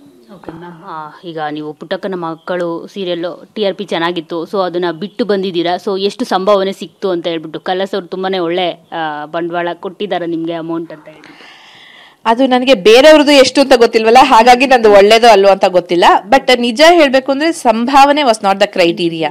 ಆ ಸಂಭಾವನೆಗಿಂತ ಜಾಸ್ತಿ ಸಿಗುತ್ತಲ್ಲ ಅನುಭವ, ಅದ್ರದ್ದು ನನಗೆ ಜಾಸ್ತಿ ಆಸೆ ಇದ್ದಿದ್ದು. ಸೊ ಓಕೆ, ನಂಗೆ ಇಷ್ಟು ಬಂದ್ರೆ ಇಷ್ಟು ಡ್ರೆಸ್ ತಗೋಬಹುದು, ನನ್ನ ಮೇಕಪ್ ಇಷ್ಟ ಆಗುತ್ತೆ ಅಂತ ಕ್ಯಾಲ್ಕುಲೇಷನ್ ಮಾಡ್ಕೊಂಡು ಬ್ರೇಕ್ ಇವನ್ ಆಗೋ ತರ ಒಪ್ಕೊಂಡಿದ್ದೀನಿ. ಬಟ್ ಅದು ಕಡಿಮೆ ಅಂತಾನು ಹೇಳಲ್ಲ, ಜಾಸ್ತಿ ಅಂತಾನು ಹೇಳಲ್ಲ. ಬಟ್ ಸಿಕ್ಕಿದೆ, ಒಳ್ಳೆ ಸಂಭಾವನೆ ಸಿಕ್ಕಿದೆ. ಕಾಸ್ಟ್ಯೂಮ್ಸ್ ಮತ್ತೆ ಮೇಕಪ್ ಅದಕ್ಕೆ ಅಂತಾನೆ ಎಷ್ಟು ಖರ್ಚು ಮಾಡಿದ್ರಿ? ಬಿಗ್ ಬಾಸ್ ಮನೆಗೆ ಹೋಗ್ತಾ ಇದೀನಿ, ಒಳ್ಳೊಳ್ಳೆ ಬಟ್ಟೆಗಳು ಹಾಕೋಬೇಕು ಅಂತ. ಅದನ್ನ ಹೇಳಲೇಬೇಕಾ? ನಾನು ಒಂದು 2.5-3 ಲಕ್ಷ ಅಷ್ಟು ತಗೊಂಡಿದ್ದೆ. ಅಂದ್ರೆ ಫಸ್ಟ್ ಒಂದೇ ಸತಿ ತಗೊಂಡಿರಲಿಲ್ಲ, ನಾನೊಂದು 2 ವಾರಕ್ಕೆ ತಗೊಂಡು ಹೋಗ್ತೀನಿ. ಆಮೇಲೆ ನೋಡ್ಕೊಂಡು ಮನೆಯಿಂದ ಹೇಗಿದ್ರು ತರಿಸ್ಕೋಬಹುದು, ವೀಕೆಂಡ್ದೆಲ್ಲ ತರಿಸ್ಕೊಳ್ತೀವಲ್ಲ ಅವಾಗ ತರಿಸ್ಕೋಬಹುದು ಅಂತಿತ್ತು. ಹಾಗಾಗಿ ಫಸ್ಟ್ ಒಂದು 2-3 ವಾರಕ್ಕೆ ಆಗೋಷ್ಟು ತಗೊಂಡಿದ್ದೆ. 2.5-3 ಲಕ್ಷ ಅಂದಾಜು ಖರ್ಚಾಗಿರುತ್ತೆ. ಸೊ ಬಿಗ್ ಬಾಸ್ಗೂ ಮತ್ತೆ ಪುಟ್ಟಕ್ಕನ ಮಕ್ಕಳಿಗೆ ಏನೋ ಒಂದು ನಂಟಿದೆ ಅಂತ ಅನ್ಸುತ್ತೆ. ಯಾಕಂದ್ರೆ ಪ್ರಿವಿಯಸ್ ಟೈಮು ಹಂಸ ಅವರು ಹೋಗಿದ್ರು, ಈ ಸರಿ ನೀವು. ಆದ್ರೆ ನೀವು ನೋಡಿದ್ರೆ ಇನ್ನೂ ಬರ್ತಾನೆ ಇದ್ದೀರಾ. ಹೇಗೆ ಕೆಲವರು ಕನ್ಫ್ಯೂಸ್ ಆಗಿರ್ಬೋದು, ಜಿ ಕನ್ನಡದಲ್ಲಿ ಇವ್ರು ಬರ್ತಾವ್ರೆ ಇಲ್ಲೂ ಇದ್ದಾರೆ ಅಂತ ಹೇಳ್ಬಿಟ್ಟು. ಸೊ ಕಂಟಿನ್ಯೂ ಮಾಡ್ತೀರಾ ಹೇಗೆ ಅಂತ? ಇಲ್ಲ, ಬಹುಶಃ ನನಗೆ ಗೊತ್ತಿಲ್ಲ. ಯಾಕಂತ ಹೇಳಿದ್ರೆ ಇಲ್ಲೊಂದು ಅಗ್ರಿಮೆಂಟ್ ಆಗಿರುತ್ತೆ, ಇವ್ರದೊಂದಷ್ಟು ಪ್ರೋಟೋಕಾಲ್ಸ್ ಇರುತ್ತೆ, ರೂಲ್ಸ್ ಅಂಡ್ ರೆಗ್ಯುಲೇಷನ್ಸ್ ಇರುತ್ತೆ. ಮಾತಾಡ್ತೀನಿ. ನನ್ಗೇನು ಗೊತ್ತಾ, ಕೆಲ್ಸದ ವೈಸು ಅದೆರಡು ಆಪೋಸಿಟ್ ಚಾನೆಲ್ಸ್ ಆಗಿರ್ಬೋದು. ಬಟ್ ನಂಗೆ ಆ ಚಾನಲ್ಲು ಚಾನ್ಸ್ ಕೊಟ್ಟಿದೆ, ಊಟ ಕೊಟ್ಟಿದೆ. ಈ ಚಾನಲ್ಲು ಇವಾಗ ಕರೆದು ಕಲರ್ಸ್ ನನ್ನ ಮೊದಲನೇ ಕಾರ್ಯಕ್ರಮ ಇದು. ಇವರು ನನ್ನ ಅಷ್ಟೇ ಚೆನ್ನಾಗಿ ನೋಡ್ಕೊಂಡಿದ್ದಾರೆ, ಅಷ್ಟೇ ಪ್ರೀತಿ ತೋರಿಸಿದ್ದಾರೆ. ಸೊ ನನ್ಗೆ ಯಾರು ಹೆಚ್ಚು ಯಾರು ಕಡಿಮೆ ಅಂದರೆ ಇಬ್ಬರು ನಾನು ಹೋಲಿಕೆನೇ ಮಾಡೋಕ್ಕಾಗಲ್ಲ. ಇವರು ಬೇಕು ನನಗೆ, ಅವರು ಬೇಕು, ಅವರು ಹೆಚ್ಚು ಇವರು ಹೆಚ್ಚು. ಸೊ ಬಿಟ್ಟು ಬಂದಿರೋ ಸೀರಿಯಲ್ಗೆ ಮತ್ತೆ ಹೋಗೋಕ್ಕಾಗುತ್ತಾ ಅನ್ನೋದು ಇವ್ರನ್ನ ಕೇಳಿ ತಿಳ್ಕೊಬೇಕು. ಇವ್ರು ಬಿಟ್ಕೊಟ್ರೆ ಹೋಗ್ತೀನಿ, ಯಾಕಂದರೆ ಅಲ್ಲೂ ಅನ್ಯಾಯ ಆಗಬಾರ್ದು, ಇಲ್ಲಿನೂ ನಾನು ಕೊಟ್ಟಿರೋ ಮಾತಿಗೆ ತಪ್ಪಬಾರ್ದು. ಸೊ ಇಬ್ರಿಗೂ ನೋವು ಮಾಡ್ದಿರೋ ಹಾಗೆ ಏನಾದ್ರು ಚಾನ್ಸಸ್ ಇದೆ ಅಂದರೆ ಮಾಡ್ತೀನಿ, ಇಲ್ಲ ಅಂತ ಹೇಳಿದ್ರೆ ನನ್ನ ಜೀವನ, ನನ್ನ ಬಿಸ್ನೆಸ್ ಇದ್ದೇ ಇದೆಯಲ್ಲ. ನಾನು ಇಂಟ್ರೊಡಕ್ಷನಲ್ಲೇ ಒಂದು ಮಾತು ತಗೊಂಡೆ, ಸಮಾಜ ಸೇವಕಿ ಲಲಿತಾಂಬೆ ಥರನೇ ಕಾಣಿದ್ರಿ ನನಗೆ ನೀವು ಬಿಗ್ ಬಾಸ್ ಮನೇಲಿ ಅಂತ. ಯಾಕಂದರೆ ನಿಮಗೆ ಸಮಾಜ ಸೇವಕಿಗೆ ಇರಬೇಕಾಗಿರೋ ಸಂಯಮ ಇತ್ತು ಮನೆ ಒಳಗಡೆ. ಜೊತೆಗೆ ನಿಮ್ದೊಂದು ಟ್ರೋಲು, ನೀವು ರಕ್ಷಿತಾ ಅವರು ಇದೇ ಆಗ್ತೀರಾ ಅಂತ ಕೇಳಿದಾಗ ನೀವು ಅದೇ ಆಗ್ತೀರಿ ಅನ್ನೋದು ಫುಲ್ ವೈರಲ್ ಆಗಿದೆ. ನಾನಂತೂ ಎಷ್ಟು ಸರಿ ನಕ್ಕಿದ್ದೀನೋ. ಸೊ ಕಾಮಿಡಿನೂ ಮಾಡಿದ್ದೀರಾ ನಿಮ್ಗೆ ಗೊತ್ತಿಲ್ಲದೇನೆ. ಸೊ ಅದ್ರ ಬಗ್ಗೆ ಟ್ರೋಲ್ಗಳ ಬಗ್ಗೆ ಹೇಳೋದಾದ್ರೆ, ನನಗೆ ಯಾವತ್ತೂ ಟ್ರೋಲ್ಗಳಿಷ್ಟ. ಅಂದರೆ ಅದೆಷ್ಟು ಕ್ರಿಯೇಟಿವ್ ಜಾಬ್ ಅಂತ ಹೇಳಿದ್ರೆ, ಆ ಒಂದು ಕಂಟೆಂಟ್ ಟಿವಿನಲ್ಲಿ ಬಂದ ತಕ್ಷಣ ಅದನ್ನು ಉಪಯೋಗಿಸಿ ಒಂದು ರ್ಯಾಪ್ ಮಾಡಿದ್ದಾರೆ ಅಂತ ಹೇಳಿದ್ದಾರೆ. ನಾನು ಅದನ್ನು ಪೂರ್ತಿ ನೋಡಿಲ್ಲ, ಒಂದಿಬ್ರು ಅಷ್ಟೇ ಹಾಕಿದ್ದೆ. ಯಾಕಂದ್ರೆ ರಾತ್ರಿ ತುಂಬಾ ಲೇಟ್ ಆಗಿತ್ತು, ಇದು ಬಂದಿದೆ ಅಂದ್ರೆ ನಾನು ಆರಾಮಾಗಿ ಕೂತ್ಕೊಂಡು ನೋಡ್ಬೇಕು, ನಂಗೆ ಅರ್ಜೆಂಟಲ್ಲಿ ನೋಡೋಕ್ಕಾಗಲ್ಲ. ನಾನು ಅದೇ ಆಗ್ತೀನಿ ಏನೋ ಬರ್ತಾ ಇದೆ. A big salute to all the trolls people. ಅಂದರೆ ಟ್ರೋಲ್ ಮಾಡಿ ಮಜಾ ಮಾಡಿ, ನೀವು ಮಜಾ ಮಾಡಿ, ಬೇರೆಯವ್ರಿಗೂ ಮಜಾ ಮಾಡಿಸಿ. ಬಟ್ ಅಗೈನ್ ನಾವಿದೆಲ್ಲ ಮಾತಾಡ್ತಿರೋದೆ ನಮ್ಗೇನೂ ಗೊತ್ತಿಲ್ಲದಿರೋ ಒಬ್ಬ ವ್ಯಕ್ತಿ ಬಗ್ಗೆ ವೈಯಕ್ತಿಕವಾಗಿ ಅದು ಪರಿಣಾಮ ಆಗೋ ಹಾಗೆ, ಇನ್ನೊಬ್ರಿಗೆ ಹರ್ಟ್ ಆಗೋ ಹಾಗೆ, ಅವ್ರ ಕಣ್ಣಲ್ಲಿ ನೀರು ಬರೋ ಹಾಗೆ ಗೊತ್ತಿಲ್ಲದೆ ದಯವಿಟ್ಟು ಮಾಡಕ್ಕೆ ಹೋಗ್ಬೇಡಿ. ಟ್ರೋಲ್ಸ್ ಮಜ್ಜವಾಗಿರ್ಲಿ. ನನ್ನ ಮೇಲೆ ಏನೋ ಒಂದು ಟ್ರೋಲ್ ಬಂದರೆ ನಾನೇ ನೋಡಿ ನಗೋ ಹಾಗಿರ್ಬೇಕೆ ಹೊರತು ನನ್ನ ಮನಸ್ಸಿಗೆ ಎಲ್ಲೋ ಮುಳ್ಳು ಚುಚ್ಚಿದ ಹಾಗೆ ಆಗಬಾರ್ದು. ಅದೊಂದನ್ನು ಗಮನದಲ್ಲಿ ಇಟ್ಟು ಮಾಡ್ಕೊಂಡ್ರೆ troll people are the best. Ma'am, ಒಂದಷ್ಟು ದಿನ ನೀವು ಬ್ರೇಕ್ ತಗೊಂಡ್ಕೊಂಡಿದ್ರಿ. ನಾನು ಕೂಡ ಹುಡುಕಿದ್ದೀನಿ ಮಂಜು ಭಾಷಿಣಿ ಮೇಡಮ್ ಎಲ್ಲೋದ್ರು ಅಂತ ಹೇಳ್ಬಿಟ್ಟು. ಯಾಕಂದರೆ ಸಿಲಿಲಲ್ಲಿ ನನ್ನ ಅಷ್ಟು ರಂಜಿಸಿದ್ರಿ ಎಲ್ಲರೂ. ಸೊ ಎಲ್ಲಿದ್ರು ಆಗ ಪುಟ್ಟಕ್ಕನ ಮಕ್ಕಳು ಸೀರಿಯಲ್ಗೆ ಬರೋದಕ್ಕಿಂತ ಮುಂಚೆ ಮಂಜು ಭಾಷಿಣಿ ಅವರು ಅಂತ? ನಾನು ಸಿಲ್ಲಿಲಲ್ಲಿ ಮಾಡೋ ಕೊನೆಯ ವರ್ಷದಲ್ಲಿ ಮದುವೆ ಆಗಿ 1 ವರ್ಷ ಸಿಲ್ಲಿಲಲ್ಲಿ ಮಾಡಿದೆ. ಆಮೇಲೆ ನನಗೆ ಫ್ಯಾಮಿಲಿ ಕಡೆ ಗಮನ ಹೋಗಬೇಕಾಗಿತ್ತು, ಅಂದರೆ ನನ್ನ ಫ್ಯಾಮಿಲಿಗೆ ನಾನು ಟೈಮ್ ಕೊಡಬೇಕಾಗಿತ್ತು. ಹಾಗಾಗಿ ಒಂದು ದೊಡ್ಡ ಬ್ರೇಕ್ ತಗೊಂಡೆ. ನನ್ನ ಮಗ ಹುಟ್ಟಿದ, ನನ್ನ ಮಗಂಗೆ ಟೈಮ್ ಕೊಡ್ಬೇಕು. ನನಗೆ ನಾನು ಹೇಳಿದ್ನಲ್ಲ ಫಸ್ಟೇ ನಿಮ್ಗೆ ಹೇಳಿದೆ, ನನ್ನ ಫ್ಯಾಮಿಲಿ ನನ್ನ ಪ್ರಯಾರಿಟಿ. ಸೊ ಹಾಗಾಗಿ ನನ್ನ ಮಗಂಗೆ ಅಂತ 3 ವರ್ಷ ಬ್ರೇಕ್ ತಗೊಂಡೆ. ನನ್ನ ಮಗ ಮಾತಾಡೋಕೆ ಕಲಿತು, ಅಮ್ಮ ನಾನು ನನ್ನ ಸೀರಿಯಲಲ್ಲಿ ನೋಡಬೇಕು ಮಾಡು ಅಂದಮೇಲೆ ಮಾಡೋಕ್ಕೆ ಶುರು ಮಾಡಿದ್ದು. ಆಮೇಲೆ ಪ್ರೊಡಕ್ಷನ್ನು, ಡೈರೆಕ್ಷನು, ಈ ಥರ ಬೇರೆ ಬೇರೆ ವಿವಿಧ ಆಯಾಮಗಳಲ್ಲೆಲ್ಲ ನಾನು ತೊಡಗಿಸ್ಕೊಳ್ತಾ ಇದ್ದೆ. ಆಮೇಲೆ ನನಗೇನಂದರೆ ಒಂದು ಪ್ರಿವಿಲೇಜ್, ಇವಾಗ ನಮ್ಮದು ಬೇರೆ ಇದು ಇರೋದು ಸಂಸ್ಥೆಗಳು ಇರೋದ್ರಿಂದ ನನಗೆ ಇದು ಬ್ರೆಡ್ ಆ್ಯಂಡ್ ಬಟರ್ ಅಲ್ಲ, ಇವಾಗ ಪ್ಯೂರ್ ಪ್ಯಾಷನ್ ಅಂದರೆ ಸ್ಯಾಟಿಸ್ಫ್ಯಾಕ್ಷನ್. ನಾನೇನೋ ಮಾಡ್ತಾ ಇದ್ದೀನಿ. ಆಮೇಲೆ ನಮ್ಮ ಮನೆಯಲ್ಲೂ ಅಷ್ಟೇ, ನನ್ನ ಗಂಡ ನನ್ನ ಮಗ ಇಬ್ರಿಗೂ ನಾನು ಸುಮ್ಮನೆ ಕೂತ್ರೆ ಆಗಲ್ಲ, ನಿಂಗೆ ಟ್ಯಾಲೆಂಟ್ ಇದೆ ಯಾಕೆ ವೇಸ್ಟ್ ಮಾಡ್ತೀಯಾ, ಹೋಗು ಮಾಡು ಅಂತಾರೆ. ಸೊ ಐ ಕ್ಯಾನ್ ಚೂಸ್ ಒಳ್ಳೆ ಕ್ಯಾರೆಕ್ಟರ್ ಬಂದಾಗ. ಆ ಥರ ಹುಡುಕಾಟದಲ್ಲಿ ಇದ್ದಾಗ ಬಂದಿದ್ದು ಪುಟ್ಟಕ್ಕನ ಮಕ್ಕಳು. ಸೊ ನನಗೆ ನನ್ನ ಜೀವನದಲ್ಲಿ 3 ಬ್ರೇಕ್ ಕೊಟ್ಟಿದ್ದು. ಫಸ್ಟ್ ಮಾಯಾಮೃಗ ಒಂದು ಸೀರಿಯಲ್ಲು, ಮೆಗಾ ಸೀರಿಯಲ್ಸ್ನ ಶುರುವಾತದು. ಸೆಕೆಂಡು ಸಿಲಿಲಲ್ಲಿ, ಈಗ ಪುಟ್ಟಕ್ಕನ ಮಕ್ಕಳು. 3 ಅದ್ಭುತವಾದ ಹೆಸರು, ಅದ್ಭುತವಾದ ಪ್ರೀತಿ, ಮನ್ನಣೆ, ಆಧಾರ ಎಲ್ಲವನ್ನು ತಂದುಕೊಟ್ಟಿದೆ. ಅದಕ್ಕೆ ನಾನು ಹೇಳೋದು, ಅವರು ಹೆಚ್ಚಲ್ಲ ಇವರು ಹೆಚ್ಚಲ್ಲ. ಇವಾಗ ಬಿಗ್ ಬಾಸ್ ಹೊಸ ರೀತಿಯದ್ದೇ ಒಂದು ವೇದಿಕೆಯನ್ನು ಸೃಷ್ಟಿ ಮಾಡಿದೆ. ನಾನಿನ್ನು ಹೊರ ಪ್ರಪಂಚಕ್ಕೆ ಕಾಲೇ ಇಟ್ಟಿಲ್ಲ. ಹೇಗಾಗುತ್ತೆ, ಹೇಗೆ ಜನಗಳನ್ನ ನಾನು ರಿಸೀವ್ ಮಾಡ್ತಾರೆ. ಒಂದು ನನಗೆ ಬಂದಿದ್ದು, ಕಿವಿಗೆ ಬಂದಿದ್ದು, ಎಲ್ಲೂ ನೆಗೆಟಿವ್ ಆಗಿ ನೀವು ಇದು ಮಾಡಿಲ್ಲ.